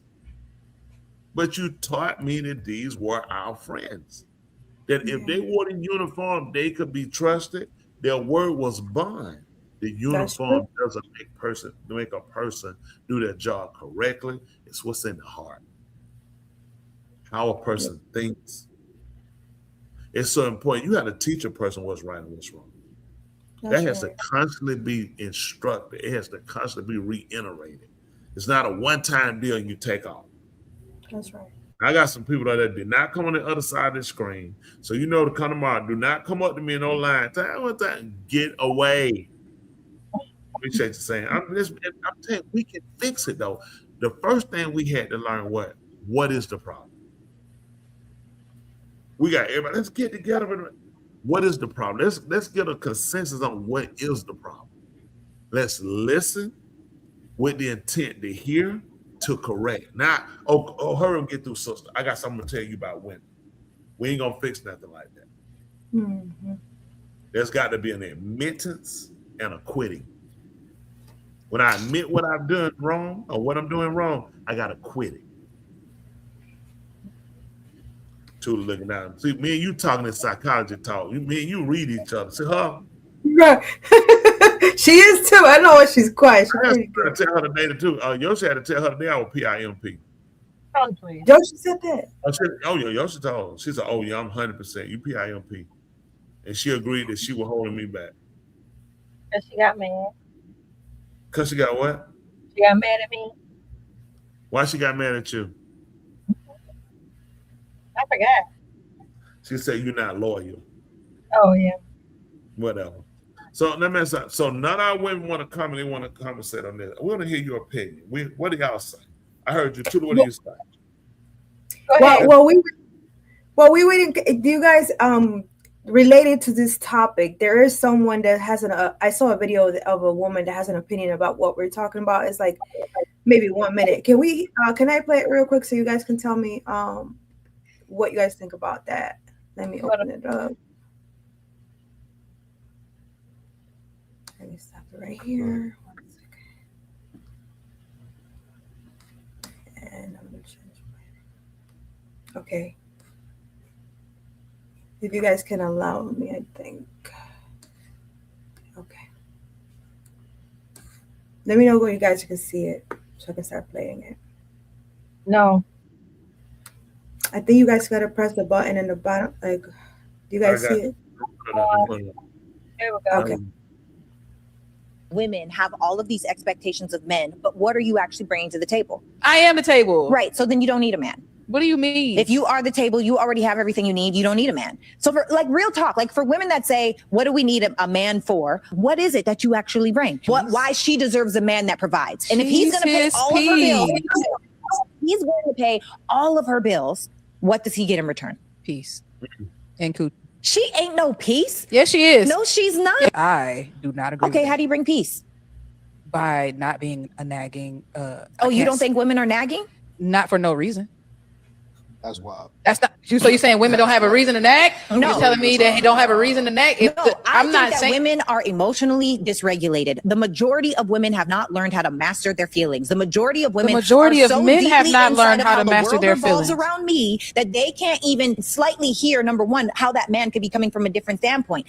And on top of that, you're saying peace, but we all know a lot of these women are not bringing peace. All they bring to the table is sex. They're not nurturing. They're not kind. They have not minded their tone. They are not even loving. They don't even have a nice disposition, because what kind of a man wants to be around a woman that's like, oh, I can do that all by myself? What type of a man would want a woman that feels like she is already everything? What value can I add to you if you already have everything? And a lot of these women think they're too perfect. I like that. Please, I need to play that everywhere I go. For what? Because you need a woman to tell a woman what her issue is. That's how they keep thinking. My vagina, my looks, cover for all these bills. Why don't you take your vagina and your looks and go and you pay some bills? Go try to pay your gas bill. Just go and try to pay. Just go like, I'm finna go and pay. We got you back out there, love dog. Go ahead and take your vagina out when it's time to pay your gas bill and see what they do. They don't cut it off. Take your vagina down to the Georgia Power and try to pay your. Go to the grocery store. Put your vagina up there on that counter and see if them groceries get paid. You going to jail and them groceries going back on the shelf. Oh, it's a man gonna pay for it. What kind of man you think gonna pay? Think about it. You're a woman that has stripped her clothes out in the grocery store, standing on the for groceries. What kind of man you know what I'm saying? Think about it. What type of man really you gonna get? Love, kind, nurture, who feels sorry for you. Just know you just need somebody to just be there for you.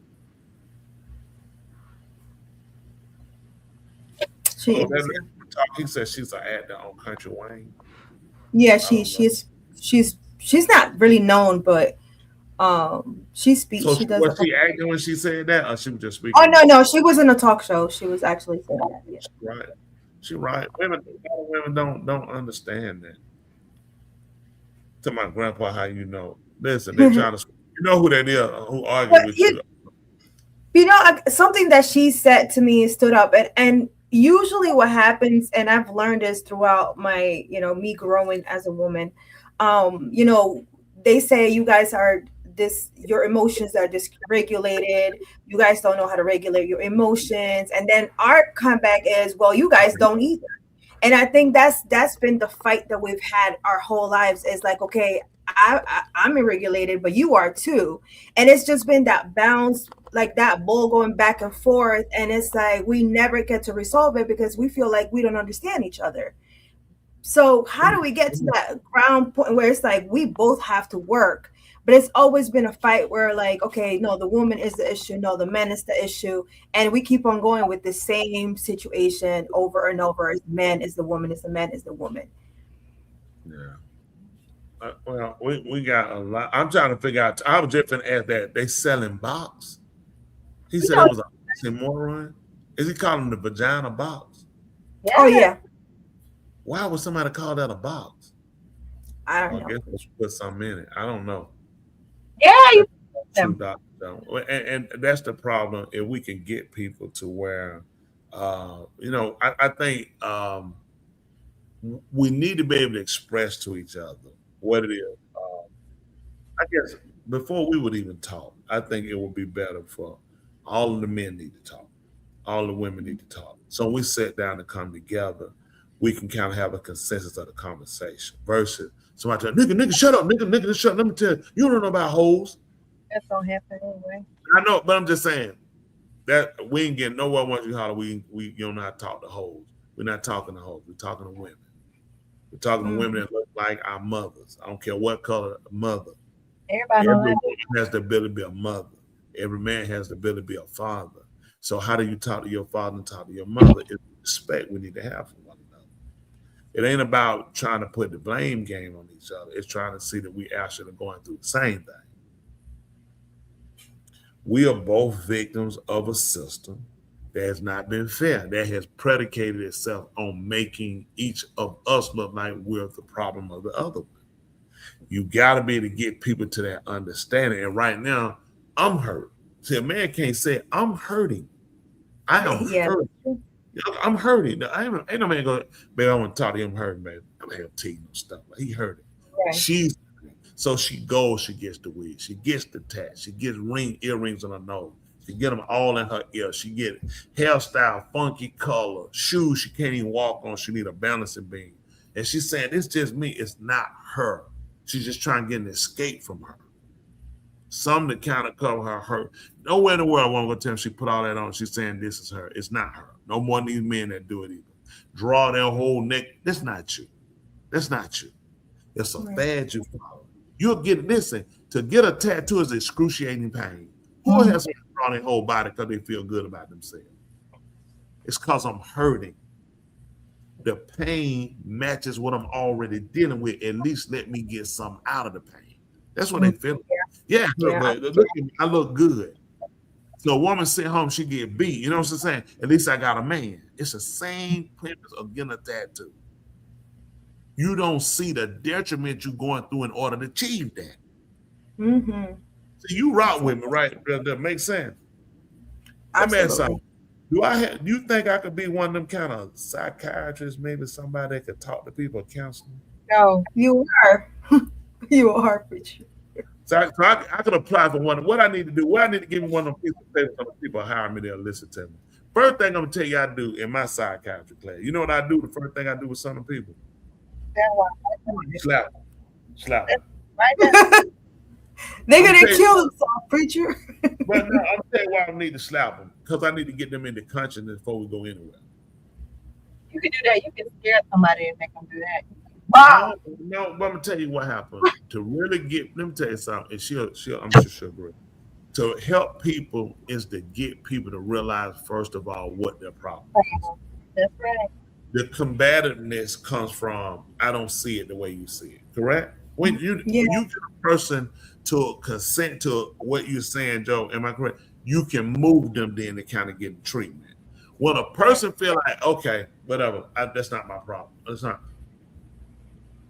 I'm not gonna be able to help you. We're just gonna be, and we're not getting it. Yeah. And that's what happened with a man and a woman. I'm talking about speaking now from what they call the African American experience. I'm from being at, listen, you ain't getting none across to no quote unquote black woman. I can tell you that right now. Waste of time. And that's only because she's hurting. She's listening to somebody tell her something, she feels like you ain't in no position. See, she doesn't even respect the man enough to listen to him to say, let me just calm down. Let me let you speak. Let me see whether what you're saying, if it's logical or not, if it's practical, does it make sense? Then he doesn't have the coup to sit down and listen because he's so emotionally exploding. Somebody told him, listen, man, a hoe, you got to run a hoe. You can't. So he's already fabricating his mind. Every woman's a hoe. He got to run her like a hoe. Yes. A wife ain't supposed to be a hoe. Right. When you see women as hoes, we already got a problem. So I gotta code it. You know what I'm saying? It's like colors. What color? This is brown, yellow.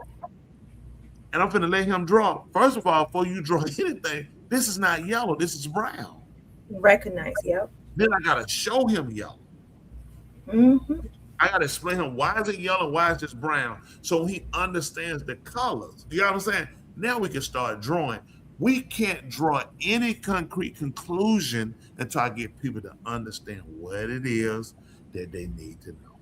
You're not gonna do any good with let's just get a bunch of guys and women together. All you have is a bunch of art. Absolutely. Because they don't want to get proud. They want to get. It's like when you go to the hospital. There's always somebody in the waiting room who want to argue, and make a fool every night. Somebody cut. You think everybody look around like, what's going on with them? We all here. Hey, this blanket junk here, man. What y'all doing? Yeah, the hospital. Recognize where you at. Where the community? Look where you at. What are the other people? I'm blanket charging. You got to give them the hey. I got to get you to calm down, understand what's going on in the process. I got to get you out of here. Hurry up for that lady. That lady having a heart attack. Because your pinky hurt.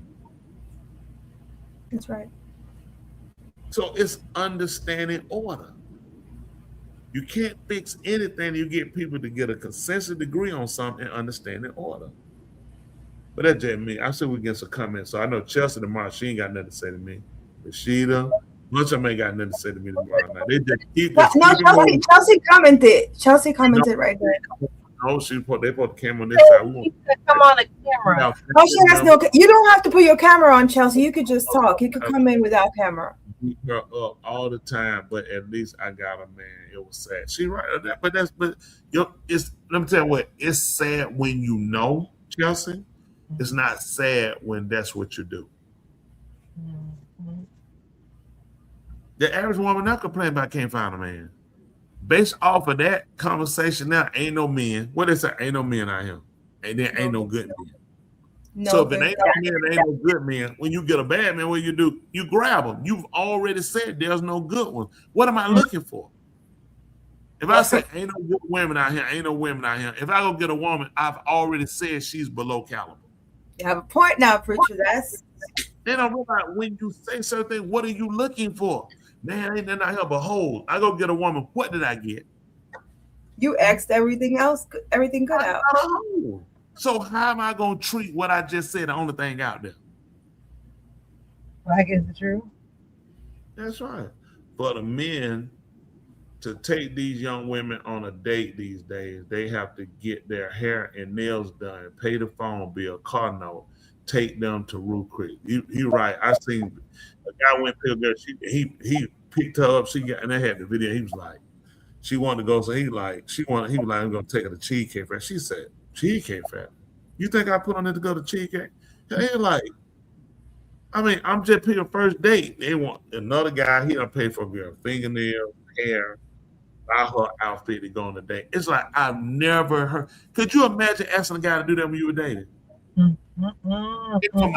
If this is your first date, pay for my hair, get me an outfit, get my nails done, and take me somewhere fancy. And what exactly you finna do with your boss? That boss ain't finna close. And like, what are you doing? That's funny. Like, what? So if this the first date, what's date number 9 gonna be like? By date number 9, I had to give you a credit card. And I was watching that Pop the Balloon. There was a guy talking about the young lady he had went out. You know, they met when she flew up that to him. He was in Chicago. He was like, man, she came. Then she brought her daughter. He was like, she was with some guy she staying with. She like, oh, he's just a friend. We ain't doing nothing, but she's staying with a guy. Yeah, he had to go see her there. He was like, she ain't come to my house. We do now. We met up. Then she was friends. Then she telling him, listen, I'm supposed to be your girl. Now just met. They ain't spent a whole day. It been a couple of people now. She needed a card. She want to know about him giving her a credit card, a card. So if she had any emergency or anything, she needs to be able to pay for it. Yeah. I'm sitting here saying, you actually asked somebody that? That came out your mouth? Wow. Give me a card, a debit card, so if I need to pay for stuff. Y'all ain't even a couple. When I tell you people mind are bad, Yeah, it's bad. I mean, you say it. Think about this. If I'm a person on the first date, what the average hairdo is what 150. Please please do something with your noise, love dollar. What is wrong with you? We can hear reverb back. So then, I'm paying for your outfit. What is the outfit for one? What you figure a woman going to do? What would you say average cost of an outfit? 150. I would say that probably 100. So that's $300. Now some of these girls hairdo is 400, 800, but just 150 of them. She getting a perm and she gonna wash it herself and roll it in style. 150. So then you get her the $150 outfit. Then you're gonna take out to eat. Where's a woman who gonna make me pay for her hair, pay for her outfit, pay for her nail? Where's she gonna want to go eat it? What you figure the meal gonna cost? $25? No, $300, $400. She gonna want you to spend some money and check, cause she gonna want to tell her girls, now he took me here, I ate this, Yeah. and then she gonna eat it just because she can say he got. So we get through with this. What am I looking for? Cause I got $800 in a date. 800 a date. And don't say if I went bought these things. Now what I don't know, that box getting tore open. I ain't nothing getting that, but that box staying open. I mean, preacher, I find out you would be like, it's over, you married me. Listen, I stand the record today. If you see a woman out there with one tit, that would probably I held it. Listen, $5, I gave $5, I held it all night. I ain't the one. I can't be $800. Man, that box. Social media taught that though. Social media taught that. When you leave the box. You can go. I'm keeping the box here. $100 the first date. What the second and the eighth date gonna be? He said $150, $400. Is that in dollars or pesos? Just asking. Numbers can't. They really do. They really ask for astronomical, and then these women coming up dead, and they not realizing why. Because a guy looking at you playing him, then you got other guy number in your phone. Then you talking about, well, it's $800 the first date. What are the other dates gonna be costing me? I know someone that says that they do not go out unless the man wastes at least $700 on the first day. I'm like, wow. She's a pretty girl though, but still, like, I'm like, wow. Are you a brand new? Because he's paying to keep up with her and maintenance her. Then she got some other guy in her phone. Then she texting when he talking to her. Then she got her phone. She got this call. She got to go take and walk away. You playing y'all ladies, y'all play a dangerous game. They go Chelsea, and you can talk to me tomorrow. Some people they know tomorrow. Keep it going. Just keep it going. Go ahead, Chelsea. What you think about this? It took me like the last 5 minutes to figure out how to get on here. Well, but nice to have you. To relationships with one of the things that would help is if just seeing a lot of different podcasts, everybody's doing the whole it's your fault thing, as opposed to whoever's talking, the other party just kind of sitting, listening, and absorbing what's being said, and being able to say, yes, I did make that mistake. And I think men and women both make that mistake equally. I think that would help. And then I think also people need to realize that what they see on these podcasts is not actually a lot of these people's opinions. They're saying things because they know it's going to enrage folks and that they're going to get a paycheck at the end of the day. They will say, oh, yeah, these women are horrible. And then they will go home to their wife and probably be nice to her. But they went online and said, oh, women are terrible. And people believe it. So, son, please go away. So yeah, that's all I gotta say. Thanks for coming to my TED Talk. Is that the fat one? Is that the what? She told her son to go away. Is that the fat one? Yes, sir. Yes, sir. It is. I can hear that. He had a late nap. He about to go to bed. He had a late nap. It's a lot going on. Make sure he gets on the treadmill before he go to sleep. That's terrible. Yeah, the pews can't help. We appreciate. He's really not that big, sir. He's really not that big. That boy can't lose. He's huge. He's fat. He's trying to fool y'all. I can see his guts. The man got 10 miles of intestines in him. Okay. That's cold-blooded. Yes, sir. Now we appreciate you coming on. Appreciate that information. And would you agree on speaking on behalf of women where they need to make changes? I do. I do think women need to change how they're doing things. Earlier, I know the conversation had gone to like how women dress, and I'm not saying that dressing modestly will stop a predator, but if you're dressed modestly, they can't use how you're dressed against you in court. Exactly. So they can't say, well, what did you have on? Were you acting like such and such? If you're dressed modestly, people are like, man, that lady was probably minding her business. That guy's guilty. Throw him under the jail. Yeah. So, you know. Somebody said they can hear your son breathing. Wow. Shut up, Ernie. I didn't say who it was. I don't know how she put that on Ernie. That's scary. She said, for me, that's scary for a guy to even be willing to invest in me like that on the first day. I wouldn't even want to use it. Think about it. Hey, think about this. I spent $800. You and I met online, right?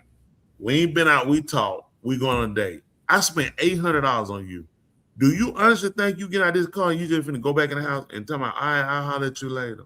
What? But there's men that allow that, so therefore they think all men is the same. So this is the problem where they've done that with other men, so they feel like the next one is the same way. And I feel like that's one of the biggest issues. Okay, let me ask you a question. Also, if you pay attention, we were looking at them stories earlier. What they were telling you, women coming up strangely being murdered. Yes, I agree. You don't notice something they tell you. Notice something they tell you about these women, the strange murders. They didn't mention nothing about their husbands, did they? Well, I'm saying as far as like the ones that like they couldn't figure out why they were there. I ain't talking about the ones whose husband killed them, who murdered them. Like the ones on I-20. You don't know if it could have been former dates. That's true. You know, these people that come and talk online. And I ain't accusing them. They might not have. Please, y'all, don't go take that. I'm just saying. But those are the people that were arrested. Some of them hadn't found. No, the ones on Atlanta on the ones that were arrested. Those were the type of people that were arrested. Your phone died out. Whatever you say, your lips moving to me. Your lips were moving to when you hear what you said. But now some people they hadn't found the murderers yet. The ones in Georgia on I-75, no, they hadn't found those. I wasn't talking about the ones they found that hadn't been found. Mm-hmm. That's an investment. Anything you invest in, you're not trying to let it go. Not easily. You're exactly right. That's true. So remember, Ray, who that? Caruth. Who is Caruth? Ray Caruth. Caruth. Okay. Well, okay. What if I remember? What if? Because you yell it will make it be something else. Say what? You asked what it was. I'm glad I got that's 2 R's. Okay. Go ahead. What about him? What did he do? You remember him? Who was Oh man, like we hung out of school. You know that man. No, I don't. You come to the house or something. No. Hey, football. I forgot who he was. You think about Ray? No, she was. Let me see. You think about Ray Lewis played football. Oh God, this boy right here killed somebody too. Killed his girlfriend. I think she was pregnant or something. If a man spent $800, he lived. Oh, that's right. He hit in the trunk. Yeah, the man hit in the trunk. He hit in the trunk. Carolina Panthers receiver had his baby. Oh, okay, I don't remember him. You don't? Let me look that up real quick. I believe y'all. Wide receiver, the wide receiver who killed his pregnant girl. He's been released too. He's going to be released. Yeah, he was released. He was released for after he killed his girlfriend. Huh? He did. He hired a hitman. Now, you don't let y'all jail. You hire a hitman. It's different if you do it. You hire somebody. Yeah, he's out of prison. Mm-hmm. He's out of prison. Yeah. Shouldn't be. Yeah. And guess what? I guaranteed he got if he out of prison. What? Probably got a wife. He was released. That's crazy. That's a good question. Because he didn't want the baby. Wow. I guarantee you, he got. Look him up and see if he got a girlfriend or married. This show you how sick women are. The man that had one kill, you would date him. You think I'm gonna date a woman who killed her husband? Not interested.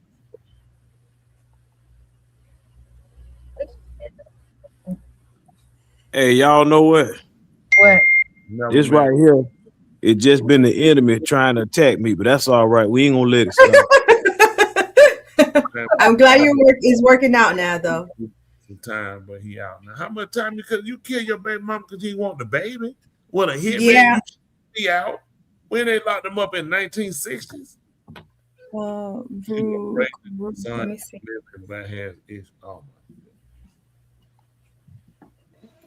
Man, you gotta look at this kid and realize I had his mom.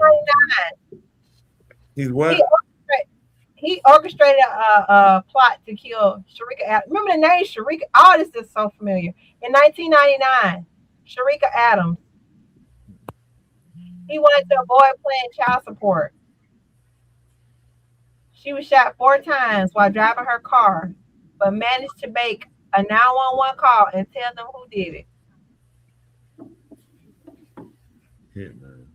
And she said, yes, he's married. What I told you. I already knew what I told you. After coming out of prison, he got married. Yeah, let me tell you something. These dumb women marry you in prison. They just dumb idiot women. You go to prison. I'm telling you something. They marry them in prison. They want the fame. Brainless women. Why they do that? A lot of women marry these guys in prison for a couple of things. When you get married, what people don't know why a lot of these guys get married, they go to prison. See, what the courts have to look at, people don't know this. Tell y'all a little secret, right? Conjugal visit.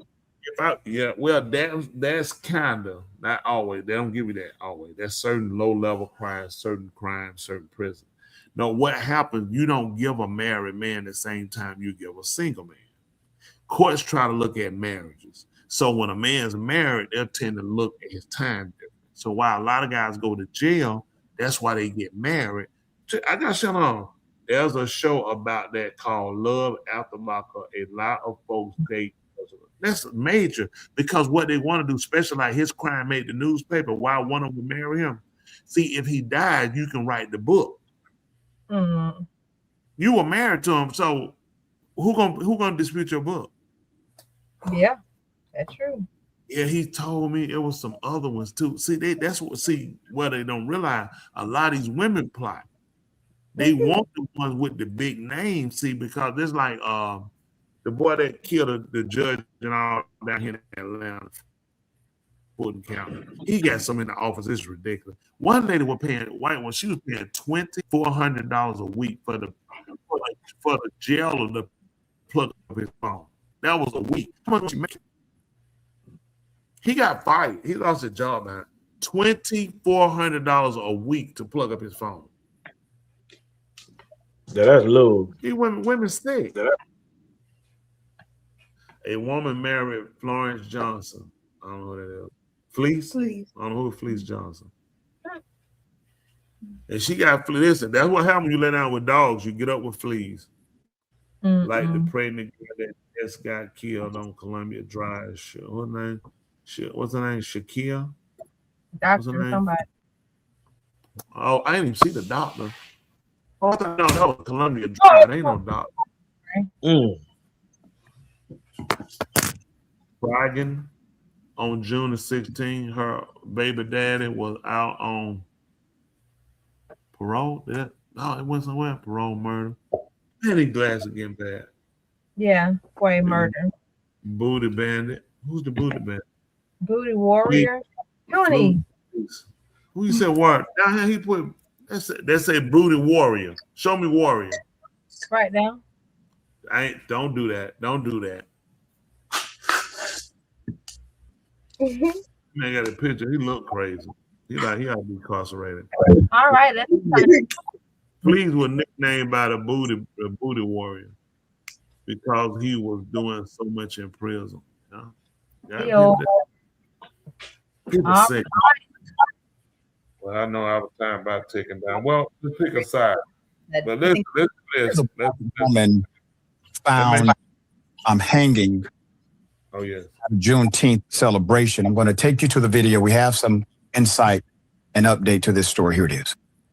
Black woman was found dangling from a tree in Miami when she went down there to go celebrate Juneteenth. Let's go down this rabbit hole. Tonia Nicole Miller was found in Miami at Gwen Cherry Park. She went down there to celebrate Juneteenth, but was found on the 18th from a tree. Now they're saying that it's no foul play, but I'm trying to figure out how it's no foul play when she was from a tree. I have never heard of a story where a black person self-eliminates from a tree. You won't convince me that she did this herself. You won't, ever. The news outlets, the media, nobody is really covering this story. And we need justice for this black queen because she went to Miami for a good time to turn up. Not to end up how she ended up. How did this happen? And who is involved? If you know anything, you better go ahead and speak up because I don't believe in that not snitching thing. All right, put up the picture full mass. We have this story because someone close to this story alerted the world that none of this makes sense. And I want you to keep that picture up. I want you to ask yourself a question. If a family member of yours went to a celebration to celebrate their heritage, they went to a celebration, and at this celebration, they are found dead, and the authorities within 24 hours before an exhaustive investigation, they declare that she unalived herself. Now, none of this makes sense because it's out of context, character, and also the scenario itself does not lend itself to the idea of unaliving yourself, especially if you know the person directly. 28-year-old Tonia Miller was found hanging from a tree near Gwen Cherry Park in Miami, Florida. Without her phone, she traveled from Michigan to Miami to celebrate Juneteenth. Her loved ones tell us that her death was ruled. It was ruled that she unalived herself less than 24 hours after she was found, even though her phone wasn't located. That's called evidence. And many times that alone is indication of potential foul play. So her phone was not on her. Indisputable obtained a statement from the Miami-Dade Sheriff's Office. Our production team did a great job tracking this story down. The Miami-Dade Sheriff's Office responded on June 18th, 2026. The MDSO Homicide Bureau investigated, and the autopsy results conducted by the Miami-Dade medical examiner determined that she unalived herself. We are in contact currently with her family, and we will provide updates as updates develop. If you may... Well, this happened in Miami? Yeah, that's kind of... That's the only thing where I said where I'll second guess some of that stuff, because I've been to Miami several times. In Miami, that's a vast variety of people. There's a lot of minorities in Miami. That ain't really like a quote unquote racist city when I think of that. Some areas are like southern, and there are racist. Some areas are so southern. listen to what I'm saying. You got racist people everywhere. So, but what I'm saying is just in Miami, in terms of the city, that city itself is not a racist city. It's probably one of the most liberal cities in the state of Florida. That's true.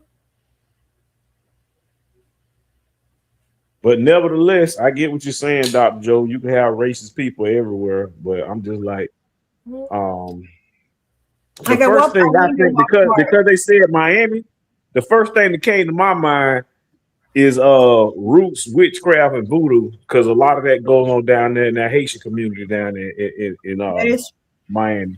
So that's the first thing I think of when you have people hanging from trees and all that crazy stuff. There'd be a lot of them immigrant folks down there do a lot of that stuff. Witchcraft. Man, this the country we live in, and it ain't even about the witchcraft more. It's about the fact that we have to start to strategize and come together. I think with everything going on, at some point, people of color have got to start using their head and looking at we're gonna have to come together if we're gonna make a change. Right now, we in bad shape. That's just being we are in terrible shape, and I don't know why people don't see that for what it is. It really is bad, and I just don't get why we ain't trying to make a change at some point. You know what I'm saying? And say, hey, it's time to it's just time to do something different. We losing. It is. We lost bad. I mean, we've lost terribly, and it's coming back to haunt us now. You know, we played around long enough with this stuff. It's time for us to start learning to work. I think society itself has called us to a point in our life to start saying it's time to do something different. We're losing it bad right now. It's really bad that we hadn't made the change and necessary change to say, hey, let's get away from this cruel place of how we do things and how we treat each other, and let's get to a better, better moral standing with ourselves. Because right now, we in bad shape. I'll just be honest, right now, we in bad shape. Mm-hmm. To keep going just doesn't make sense. I mean, it's just not practical anymore. It's just time for us to really start looking at that and like, hey, it's time to let them know, hey, we gotta go ahead and do something different. What I'm doing, I'm saying, selling out stuff right now. When I tell you, it's bad. I have lost so much money. Like I can't even take some of this no more. I lost over $90,000. I'm just saying, like, I don't at this point, yeah. Ooh, that thing hurt too. Ooh. Ooh. My PIMP down, y'all. Y'all. So Smitty, I'm pimping on a budget. That ain't pimping. Yeah, it gotta be. And no pimp should be broke. You got hoes or you don't, or you working and they working and you ain't working or something. I'm hutting. You hear me? I said I'm hutting right now. I'm like, boy, this thing is bad. That man done tore this kind of up, man. We in bad shape, y'all. Mm-hmm. Goodness, man. I'm like, oh. So I was just looking, I'm like, boy, it's bad. He got a lot of stuff crashing right now. Well, that's what I got to do. Just start crying with me, y'all. I'm just looking at him now, I'm just crying. It's bad, too. Oh, goodness, man. Got me messed up. Well, that's it. I'm just going to go on, just get ready. Just go ahead and just throw my little life in the gutter. It ain't getting no better right now. But anyway, listen, go ahead and do our pick a side before we go. We appreciate y'all tonight hanging in here. Definitely want to make sure we get this stuff together, y'all. We in bad shape as a nation. It ain't just the quote-unquote black nation. It's every nation. We got to learn how to work together among ourselves if we're going to survive and make it as human beings. We just in a bad spot as human beings. War in Ukraine ain't went anywhere. The people in Gaza still getting blown up here. The stuff in Iran hadn't finished. Our economy is, listen, Trump, this is, you have totally just discombobulated the whole world. We've never seen the world like that. It's beyond repair. It's beyond repair. The only thing you do is you just got to get out. You just got to run. I mean, it's murder. He's murdered us. We done. I said, look, we're done. Ain't no chances of making back from this stuff. It's so bad. It's just bad, man. So this is where we at, y'all. I'm hurting. I'm crying. I'm bad right now. I'm looking at my. Okay. All right, we're gonna get ready to go. So I gotta go cry. I gotta. If I gotta cry. I'm about to play the picture for my soul. I'm gonna have to cry. Hey, who sang that song? Austin. What? Let's keep it that way. Why we keep it like that? Why don't you just stay on the toilet? You guys see my screen? You should. As soon as you guys see my screen? I'm surprised Andre ain't been over here and asked you. No, I don't see the screen. You said no? Okay, I see it now. I put it up there. Okay. It's real love, but you can't marry me with no fucking Walmart ring. You tripping over a motherfucking Walmart ring? Bro, I'm not gonna wear these fucking rings. You're not marrying me. Real love is real love. Fuck is you talking about? See, but that's not how this shit works. It's real love, but you can't marry me with no fucking Walmart ring. I can marry you with whatever I want to marry you with, as long as it's genuine love, bro. I'm fucked up right now. I ain't got shit going on. You got me 2 rings from Walmart asking me, do I want to get married? The 2 for $20. Fuck is you talking about? So you can swap them out. Ain't nobody doing that. Who you know swapping out their red rings? Come on now, I care about you. You don't. And you throwing this shit in my face because I ain't got the money right now? Bare minimum.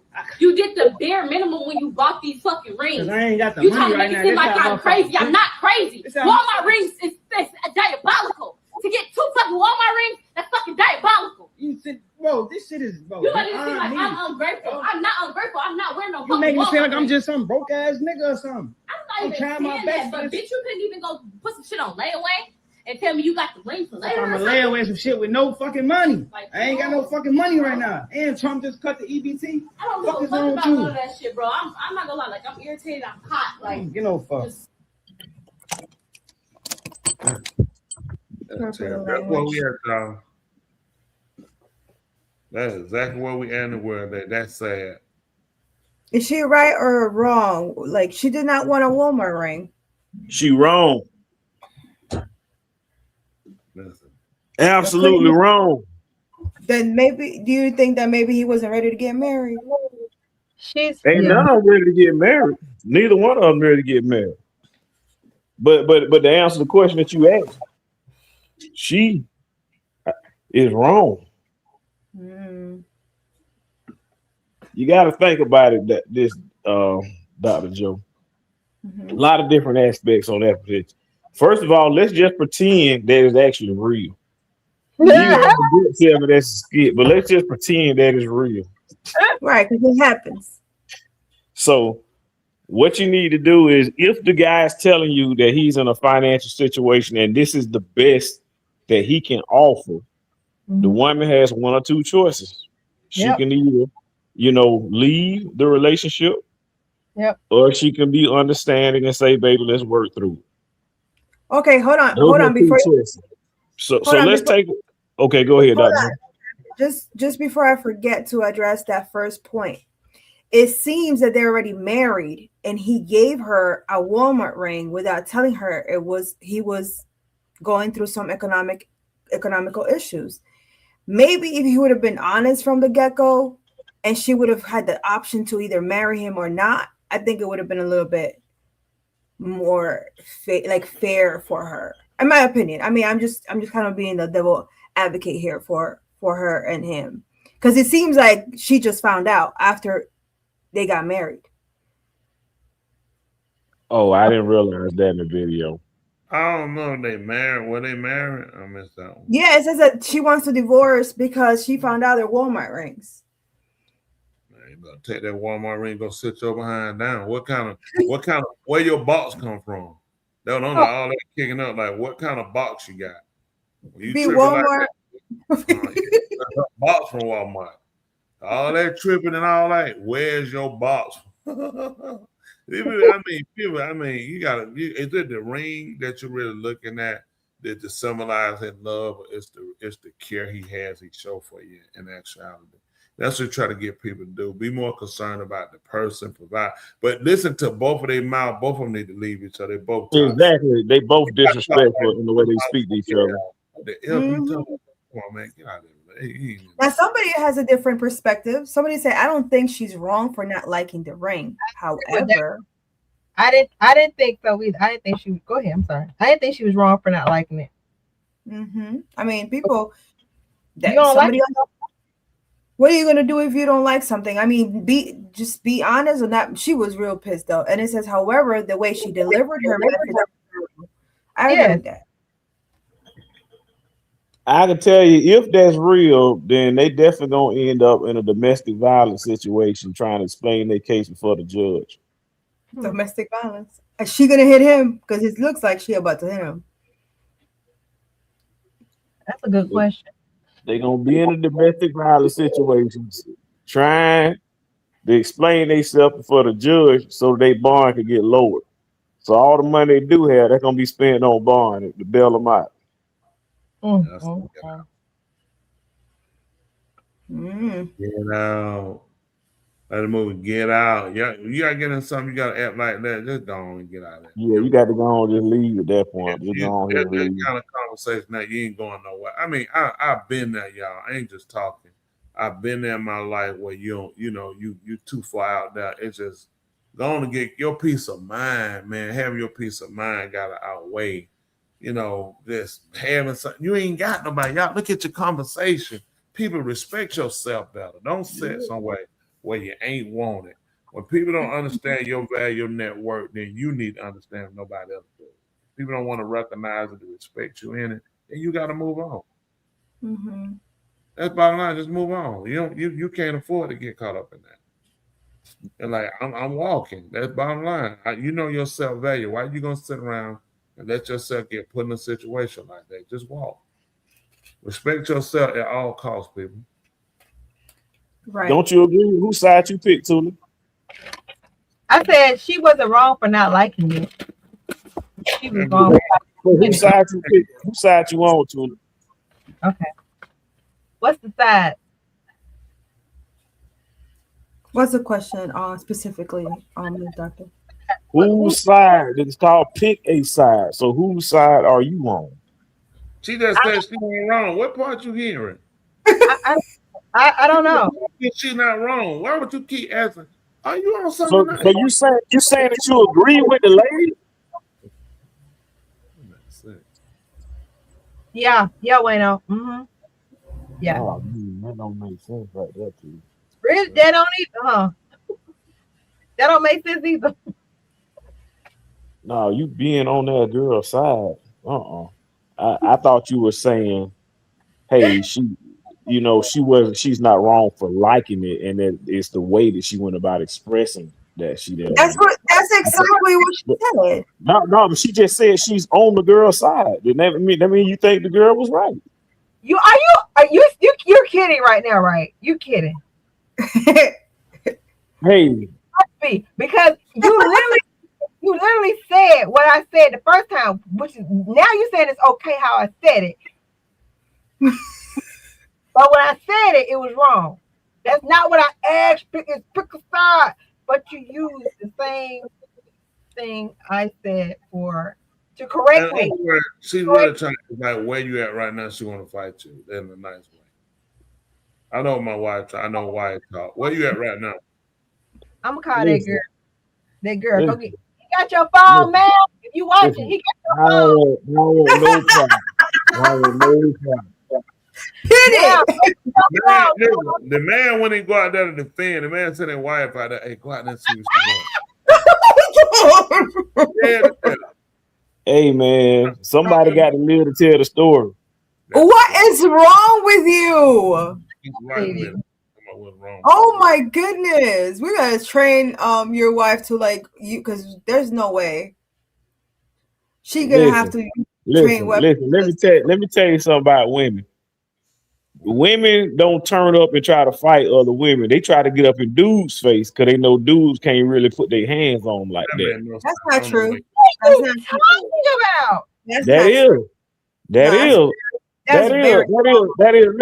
Listen. All the women who be getting all hype, they do that in front of a man.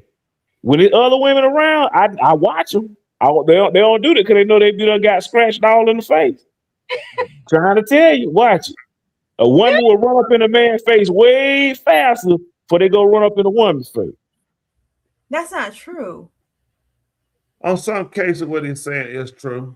They're on the reason why they do it and why they'll run up on a man quicker because they know they got a better chance of getting out of the situation when the police you look at, hey, this a woman, it don't matter.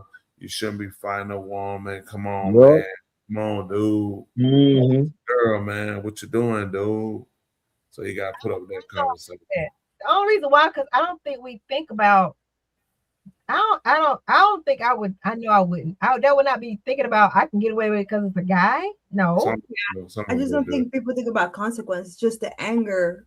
If you thought that far, then you think I should not be doing it. That means you're thinking logically, and usually when you're emotional and you do things like that, you're not being logical. I don't see them take that time out. Say, oh, let me see. Oh, I can't. I want to go to jail. Let me go hit him. No, I don't see it. Let me ask you this, and I'm gonna over exaggerate on this. The kind of over exaggerate to be a little bit more. Would you ever think that you would ever get so mad that you would go and attack a lion?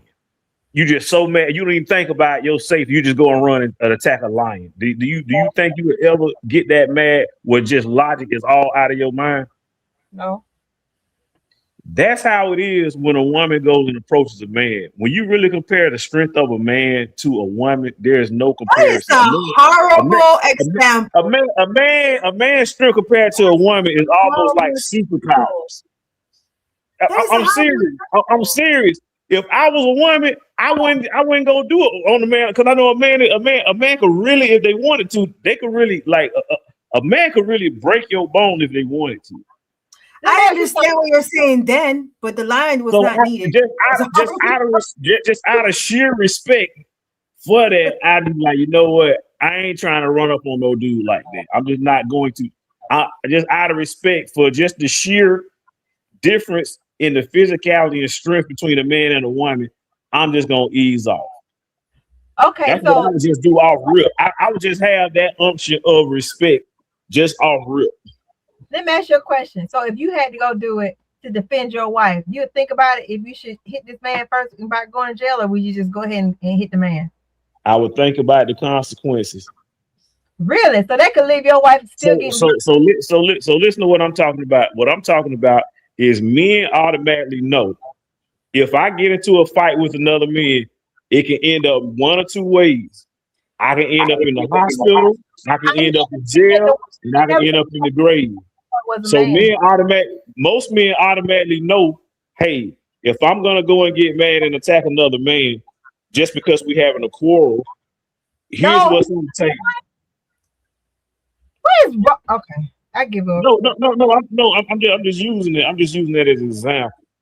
Obviously, if you got to protect your house, then you got to protect your house. But I'm just saying in general, what I was talking about in particular, I was talking about just women in general will tend to go and try to approach and fight a man faster, run up in a man's face faster than they would a woman. That's what I'm asking them.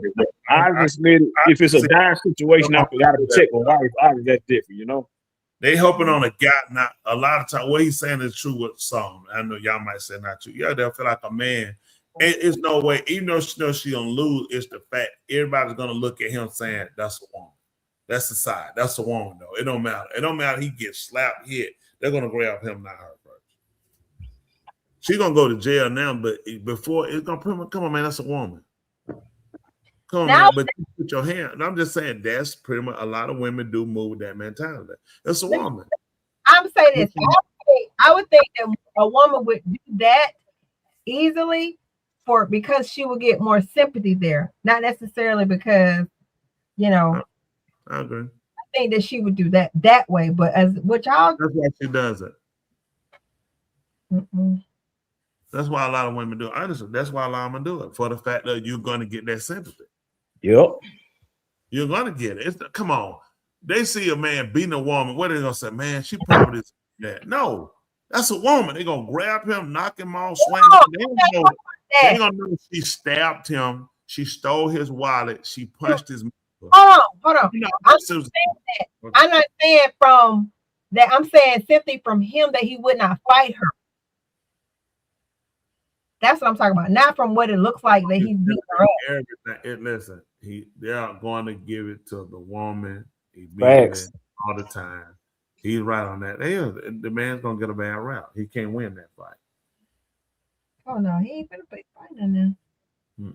He's not going to win that fight. That thing going to come back. It's going to hunt him bad. He's going to lose really bad. We playing with the woman. That's just how the system works. The system doesn't give a man the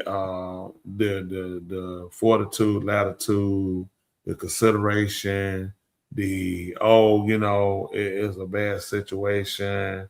But it always gonna come back bad on him. Let's just be honest. Look at now. What symptom we get now? Facts. None. Yeah, even we come up there, it's a lot of time. It's been casing with Light with Joy for. I've heard it from women of color, quote unquote. What did he do? You saw the video. What did he do? He did something. I know women have said, listen, but what did he do?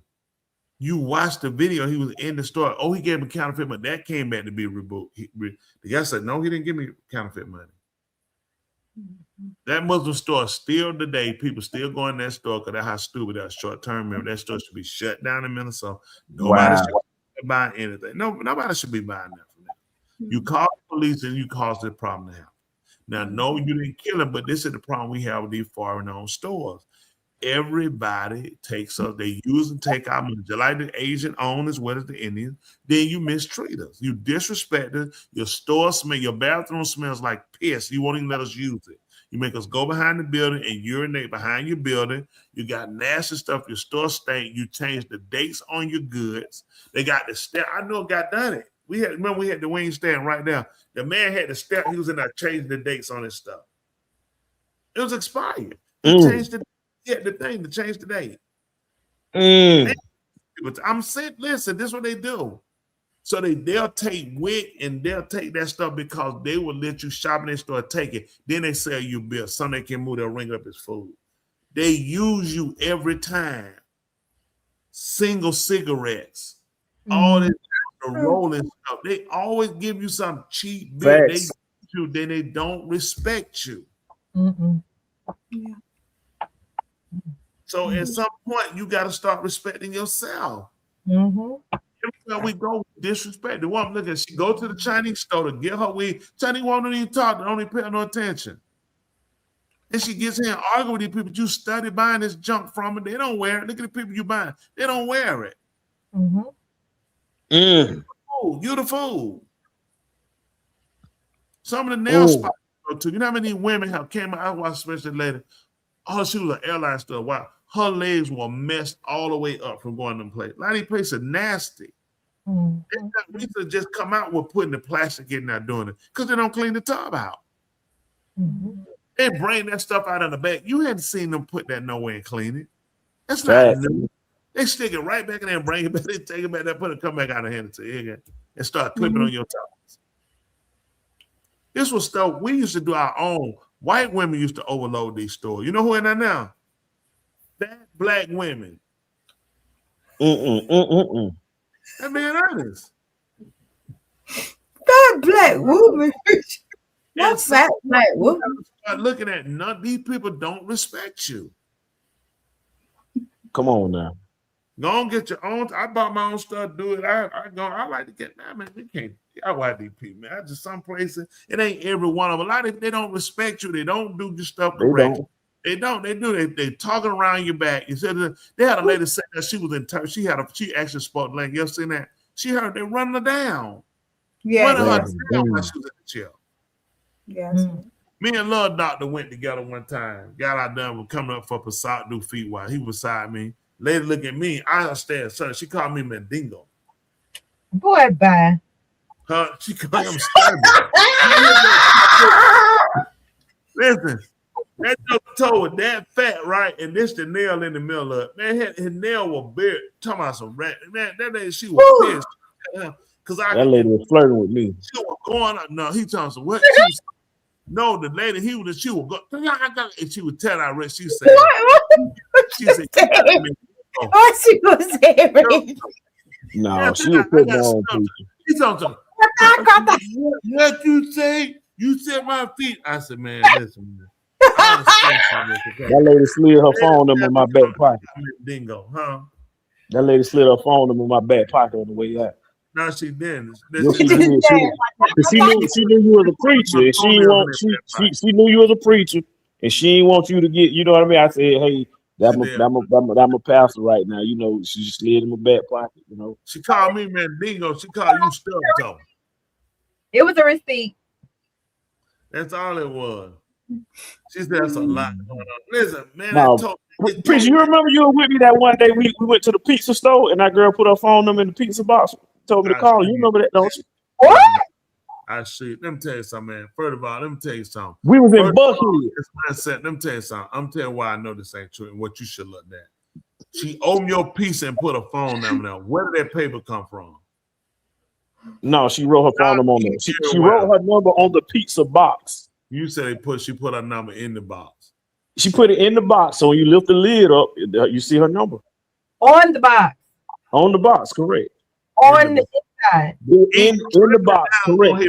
In the inside of the pizza box, baby. Yeah. Let me ask you a question. And I was with you when this happened. Yeah, you remember that. And what you did, He doesn't remember that. Listen, in the chat, it had to be some Aki there in the chat. Let me tell you something.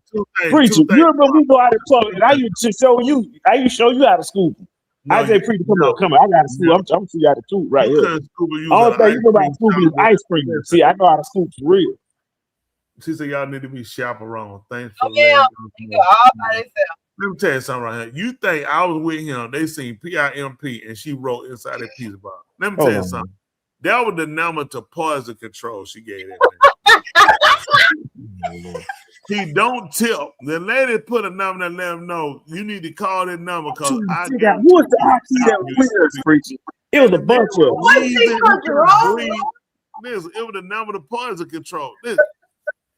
Listen, you think that woman saying 6'1", and she said, "Let me lift this," and that man toe still shoes. She seen her. Listen, that's the big toe. That's Are you serious? That's all you got going for you is 6'1". What else you got going for you, Preacher? 6'1".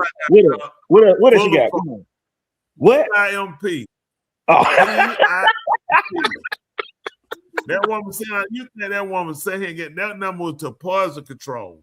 She would let him know, please call, because you didn't tell you were to die. Wait, so you do remember that she put that number in there? Exactly. It's coming out. See that, Dr. Joe? See that? Wait, hold on. You gotta let him answer. He might be saying they're joking around. I don't listen to me. What in Buckhead? Are you serious? You don't remember that, Preacher? We was in Buckhead. Let me ask y'all a question. Do I look like I'm playing? In Buckhead. What Preacher, piece of all right. Right down the street from Fogo, there's like a plaza that got like a Ross to TJ Maxx had a pizza place in there. We went over there to the pizza place. Nancy Pizza. Was that an ugly girl? Pizza. I don't remember the name of the pizza place. I remember the name of the pizza place. What you call? I remember. No, he did. I remember that time. That was the girl I had wrote. You know what, Preacher? You honest. You honest. He honest. Let Preacher talk. Let me tell you something. I remember the pizza place. You kept saying Bucket. I'm trying to figure out what were you talking about. We had just left Fogo and we went and got a pizza down the street from Nancy Pizza. Y'all man? How y'all do that? We did. I don't know where I wanted to pay. I just bought it. We just left Fogo. We went down the street. We went in the store actually in the TJ Maxx. And then they had open one. I'm like, I'm gonna get a piece of take it home. We didn't eat it there. We took it. We just left it. I remember that. That was that girl in the wheelchair. I was trying to remember who you talking. Oh my God! No, because she was saying, because she told him she didn't have her insurance card on when y'all, let's wrap it up. You know what, y'all? Let's wrap it up. Let's wrap this up. Come on. She told him to call that number. She'll have it later. Call the insurance company. I remember that. You said he remember, so he remember. Now he why you got it? Come on, man. Listen, if somebody said the worst pizza I ever had, what was the worst pizza? Nancy Pizza. Well, could I go to sleep?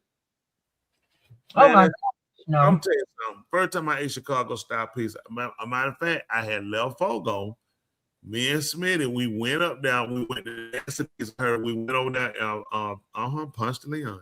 Bought the Nancy Pizza. And I got. I was like, I don't know what this is. I seen all the what you call that, the sauce on top. I was like, when I got home, ate it. I was like, this ain't enough. I ate a slice. That thing was slamming. I was like, Chicago. I like Chicago pizza better than I like anybody else. I do. I like Chicago style pizza. I like it was different. When I ate it was thick, slamming. But no, that was a good pizza to me. But yeah, I do. She was in a wheelchair. I remember she had no arms. You know what, man? You know what? She had a pen. She rolled it with her mouth, and she rolled it, and she would drip and spit. I'm trying to think. Did you eat it? Listen, y'all, it's all good. The man tried I don't remember one eating, but some of the IQ got to remember. Okay. Maybe I'm trying to figure out who all was there. It was a bunch of us there. I remember Heater was there.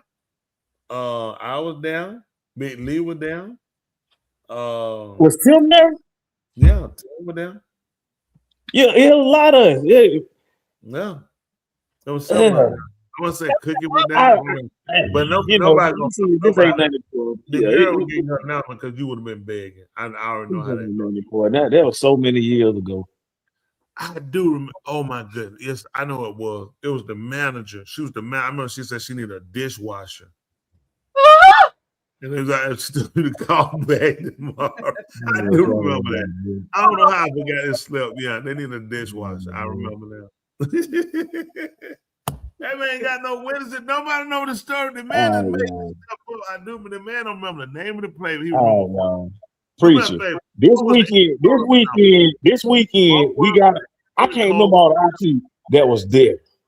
I don't even remember why we were there. Area code. I'll ask what was the area code? What area code? And she wrote a number down with an area code. Oh goodness. 678 706. What was it? 404 770. They only had like 3. They got 3 locations left: Lawrenceville, Roswell, and Douglasville.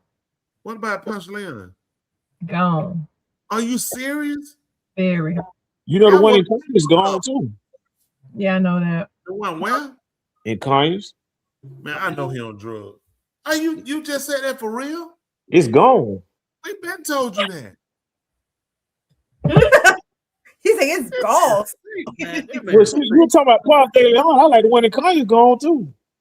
Somebody said that the area code from the girl was 1-800. No, it was not. That's correct. It's correct. It was a 1-900 now because she said he ain't that no way he gonna get laid. I remember that now. Listen. She was she been laid. She like 1-900. What happened? Come on, man. What was it? Was it 211? I have no idea. Was it 211? Bueno, did she write 211 in that paper? Where is 211? And that one of the medical help places. That's the number of ice. That's the number of ice. That would get, yeah. That would, yeah. What you say, Bueno? That's the number of ice I call immigration on. Was she Latina? There's no way. That man racist. That man ain't gonna call her. He's mad because he got racist now. She was mixed race. You gotta win that. Now you went right. I'm sorry. We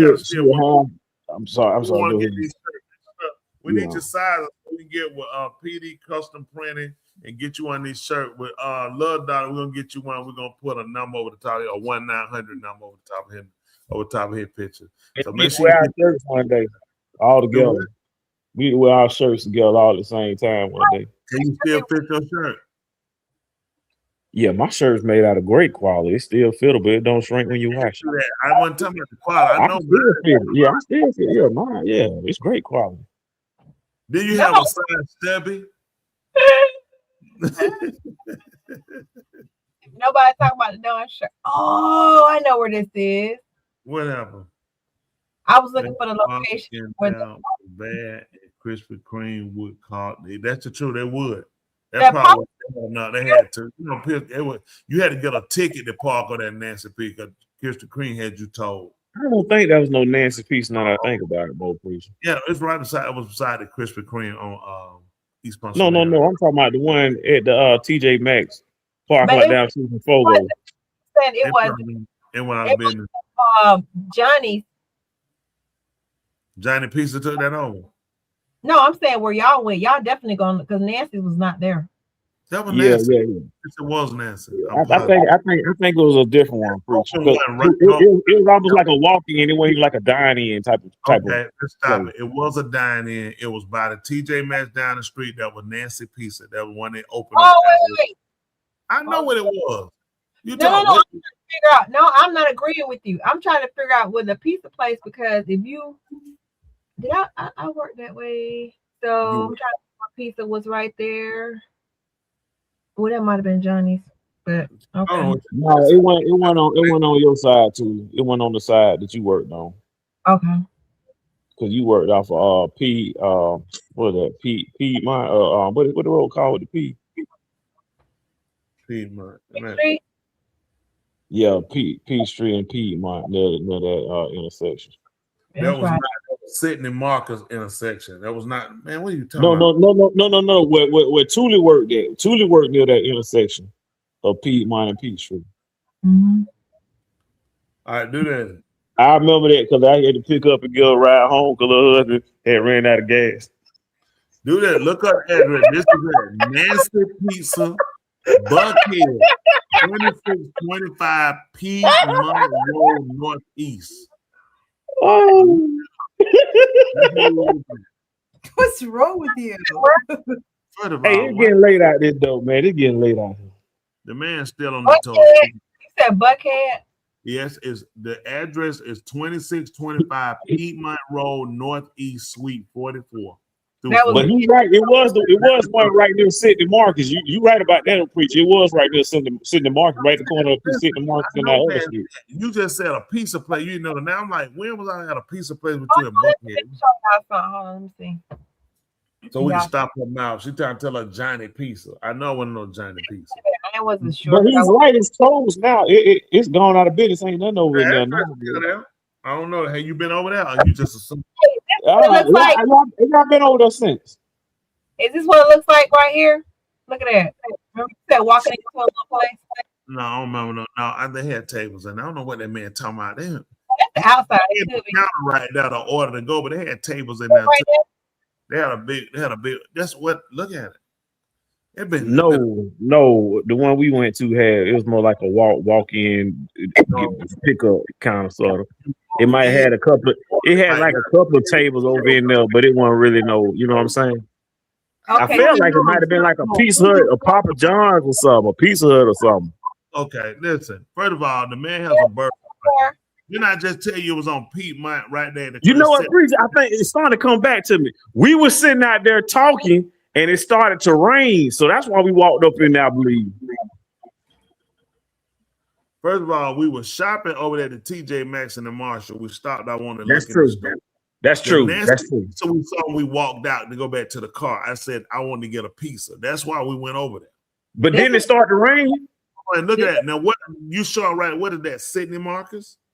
What, this street right here? Yes. I don't know what this street The is. Nancy Pizza's in a plaza across the street in the same plaza. It sets over to the left of the Marshalls and TJ Maxx. Okay, now let me tell you, this is the location for Midtown. So I'm not, and that's where you said you were. That was we were right down the street from Sidney Marcus right now. Right Tula's trying to trick you up, but she's not tricking me. Trick you up. What are you talking about? This is the location of the one that's in Piedmont in Illinois. This is Piedmont, Illinois location. 265. You said Ponce de Leon Avenue, right? I never said that. I said Piedmont. I did not say no Ponce de Leon. He said Sidney Marcus. Near Sidney Marcus, right there near that intersection. That's the bypass. That's Sidney Marcus. Correct. But it's facing the interior of the TJ Maxx or the Ross, Tula. Let's see. It's literally in the parking lot of the Ross and TJ Maxx. It's in the parking lot. That's it right there. That look like it's in a plaza. Oh, you know what, preacher? You might be right. It might have been this. Man, listen, man. You know what, preacher? It might have been that man. Man, that man's a dodo. I'm saying attendant, man. I know where I was. I'm saying I'm like, what pizza place in Buckhead? I had to think about what pizza place was in Buckhead. You didn't even know the name. You talking about a Papa John? I don't even eat no Papa John or pizza. What are you talking about? Right. It's in the same place. So that look like Johnny Pizza to you, Smitty? Sir, it was a guess because y'all didn't even know. Just like it wasn't no guess. I did know. He didn't know. I never told you. Joe, did I say I didn't know the name of the place? That's the girl right there who gave the phone number. Back up. Back up. Go back. Let me go back. That's the girl that gave him the phone number. Y'all ought to be ashamed of y'all. She ain't have no shoes on. No, that's not me. I didn't say that. That's what he's proud of. Y'all, see, they ain't got nowhere to sit down in there. You see, they ain't got no seat. Why y'all listen to this coon? The coon, when you walk in the register, right, you can order right now, or you go to the right, and that's where you. Why do you have to get racial? It's a coon. You see that? You just said wasn't no tables in there. Oh, now it's gonna be a ratio when you call ice on me. Take it now. All right. As you can see, there's nowhere to sit down in there. Yep. They might have like one or two. You know what? You know what? You know what? You're getting late. Yeah, whatever. All right, come on, put the music on. Tootie can play the music. No, she can't play it. All right, don't worry about it. Love Dog, I want you to just hum the beat to the music. Hey, I got a saying for tonight. And this right here is inspired by Tootie. Can you play Shetty till we get to that part, please? Can You want me to sing the music? Yeah, you can sing the music. Come on. All right. Come on. One on you. All right. We want to say how much we want to tell you how much we appreciate all of you tonight. No more sleeping in coming here tonight and spending your time with us, allowing us to come to your heart and your home. And I feel disgusted right now with your singing. I mean, you know, they keep saying, listen, so we really appreciate you into your home to share this opportunity. To the please forgive that awful sounding music in the background. But we just want you to know, listen, just know that you are careful. We appreciate the time again. The music is awful. And you can see why the ugly girl gave me the phone number. World can't get no better. It can't get no worse when you say it like that. So right now, we're at the end of our road, people. So just know, if you didn't believe the world would end, let's see. Music in the background. No. This world can keep going on. The world can't get no better. Tell them, thinking, yeah, you mind. When you hear singing like that, it kills you. You want to get out your mind. So you can think a lot of it. But listen, you just tell them, otherwise, hit me one now. Just know that you always mind. Every Thursday night, right here on Two Mics. We can't. You need to finish singing. I'm getting to the end. Come on, pick back in. What are you doing? If nobody else told you they love you, hey, we love you. We hate love, Doctor. Our language is called but his singing, we hate all of our heart. But you, we allow Tula, Resident Joe, the man with the offer sign, the coon who got the number to the poison control, and the 1-900-6 number. Take us home. Yeah. They said, is he crying in the background? Yeah. She said, and it can't get no worse. It shouldn't get no worse. But Pretty, we take that on the road. We did pretty good. And that was unrehearsed. Listen, I shot that from the hip. That was unscripted. That man said, we can't take on the road. Are you familiar with the terminology of road kill? Yes, sir. That's what you just did tonight. Wow. And so you just killed a road. All right, we got to get ready to get our sand so we can get out of here. I know Tudor want to look at my body. So I got to take this shirt off here so she can look at get rest so she can look at my body. So, all right, come on. All right, what y'all got? I got to come up with something too. Come on. Resident wrote something down. I got one from Tula today. Tula inspired this one. Because he was telling the story how, you should do things in private. You ain't got to broadcast all your good deeds. You remember that, Tula? You remember what I said, Tula? Yeah. Oh, okay. That was for me. She trying to tell me when I take her to fucking time. I ain't got to tell everybody. When I take her to do the fucking time. All right, that's exactly, yes, I am saying that, yes. My good deeds. My good deeds. Oh, yep. All right, come on, little Dolly. What you heard that you said inspired you? That's right. That's right. If you do something good, you ain't got to tell everybody about it. Your actions will speak for itself. So don't do it for the industry, and don't do it for the fame. Don't do it for the money, so that people can know your name. It shouldn't be that long either. We don't even know what you just said. You went like last week was like your best ever. You'll never be able to get anywhere near that again, and we appreciate the night. We don't know what you're talking about. And again, please get that pizza back. Eat all the pizza. Then see if you can call that phone number, because that was a terrible saying, terrible singing, and we just want to let you know. Hopefully it never happens again. You know what I'm saying? We'll look to have you back next week, and hopefully we'll just write your saying now. We're gonna try it again. Okay, try it again. Now, come on, Smitty. What you got for us? What you got, Smitty? No, not yet. Dr. Joanna, what you got, Joanna? Oh, well, don't say my whole government name now. Okay. Okay, hold on. Recognize the wrong behavior and make the corrections needed. Hold on 1 second. I'm gonna put my phone on mute. Keep yelling. I'm on mute. Go ahead, Dr. Joe. You did great. What's up?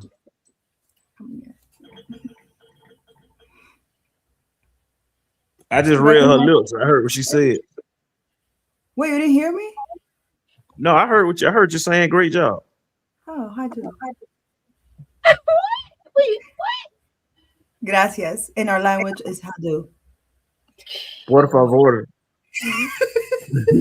Where's the bathroom at?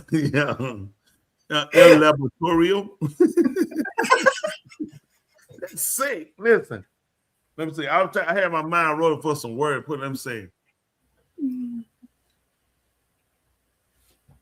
Competition can bring apprehension to get your attention, not to mention. Listen, after what y'all just got through saying, mine's got to be like, Preacher. Okay. Listen, pay attention to competition so you can hate apprehension so you can take your position. She think about that. That's she saying.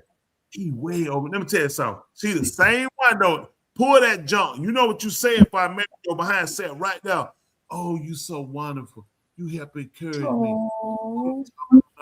Tell him I'm making it up. I'm making it up. Nope. Better act like it again. It was all a part of my plan, ladies. I got part of my plan. For $39.99, I can teach you how to catch pimp. $39.99. That's sick. How to catch a pimp. You sick. That's sick. I wrote the book. I know the rules. That's right. She ain't lying now. She did marry you. And then my part 2, which would probably be the movie, is gonna be how to catch a pimp and keep him. And keep what?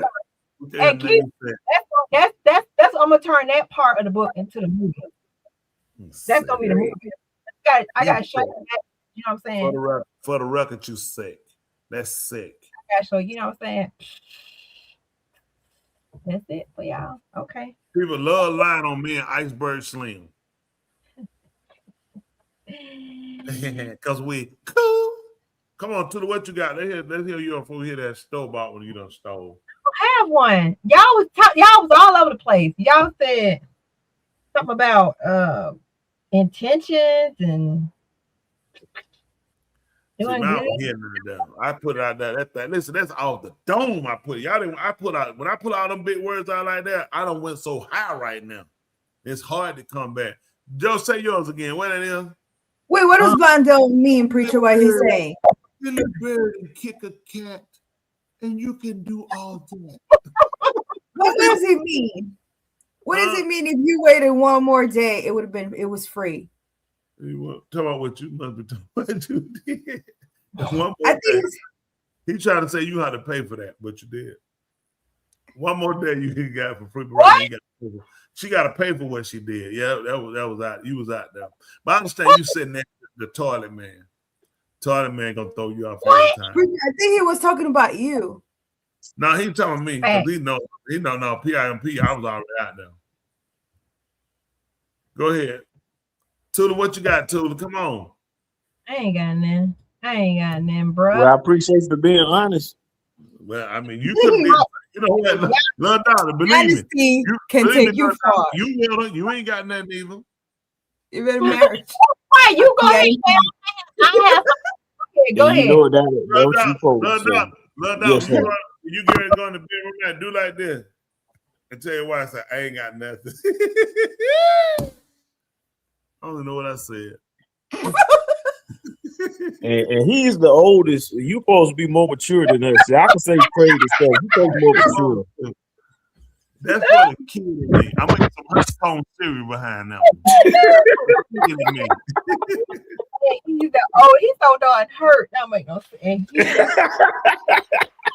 He gonna try to pull him until you don't win. You're supposed to be the more mature now. What the world? He's sick. What is wrong with you? What is Saying, the first thing world? you do, you get your doctor like, give him a shot. Give him Wow. that Kevorkian shot. He need a Kevorkian shot. Wow. She said, "Oh, y'all sleeping." Like, all right, come on. That's true. Yeah, I'm trying to go to bed. yeah. You should get a doodle to know.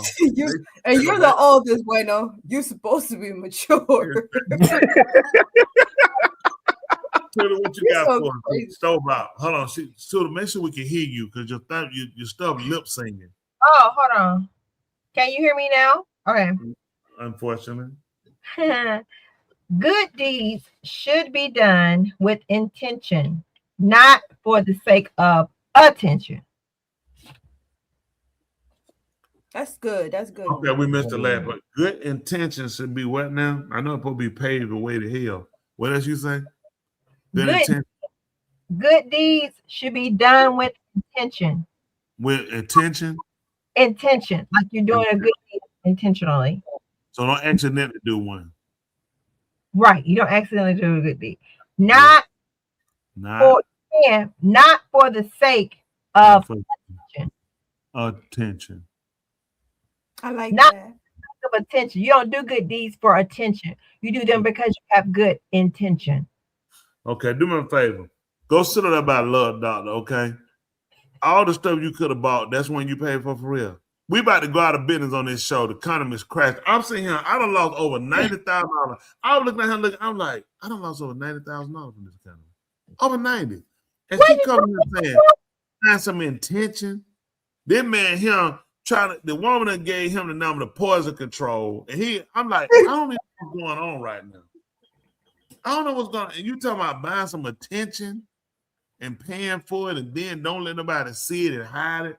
What are we doing? He got the hospital. Like, you know what I'm saying? His mama stuck him in her pocketbook and brought him in so the neighbor wouldn't see him. They thought she had a chichi. You know you told me that. Don't worry about it. Somewhere. Anyway, listen. Now it's y'all saying that that's sing tone night. We're finna go. Y'all ready? Y'all remember the Mickey Mouse song? You remember that, Joe? Julie, y'all come on. Y'all ready? It started. Now it's time to say goodbye to all our family. You remember that? MICKE. You real hold on, shout spread so yeah, what folks? Let me start over. Let's do this over. We can do hold on. Now it's time. Come on, little doctor. Say goodbye. Let me say goodbye to all the family. MICKE. See you goodbah. Hold on for a minute. KEY. Why are you so silly? LOUSE. Mickey Mouse. Mickey Mouse. Forever let us hold them up and get high. That's the way they all became the Addams family. That's a whole other song. Adam, what are you doing? Adam's family. That's it. That's a hit. Brady Bunch. That's the Brady Bunch. The Brady. They were great in my neighborhood. He talking about Hey man, I want to apologize. I used to be a DJ. They call me DJ down south. Yeah, you definitely mixed it. Yeah, I just mixed that DJ up. They like that. That's sick. Listen, y'all know we here. We appreciate y'all again for hanging in here with us. Some of y'all I see tomorrow night. Chelsea, you get up and you get in the front line. You get to come give me a hug.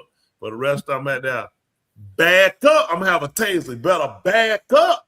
Back up. You're gonna get shot. That's right, but put that taser on them. Now they bleeding song. What's you saying? Oh, blending. Oh, yeah. That's him. We had it going. The Mickey Mouse was really Hey, we got to wrap this up. What y'all trying to get to the midnight hour? What's going on? Man, I gotta go get biz. I got 2 minutes. Hasta way bueno goes to sleep. That's not even him. But listen, we appreciate y'all. See some of y'all tomorrow night. Rest y'all know next Thursday. Y'all be here, y'all be square. We'll be back and we'll be doing the same thing. Bring you news, entertainment. Let's work it out and get together. Listen, if you're with somebody, go ahead and try to repair it and fix it. If you're not with somebody, repair yourself. So when you get somebody, you'll already be ready. Mm-hmm. Next week, Get ready to take us out.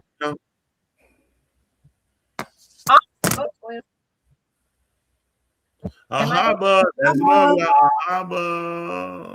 Ahaba, y'all. Woo!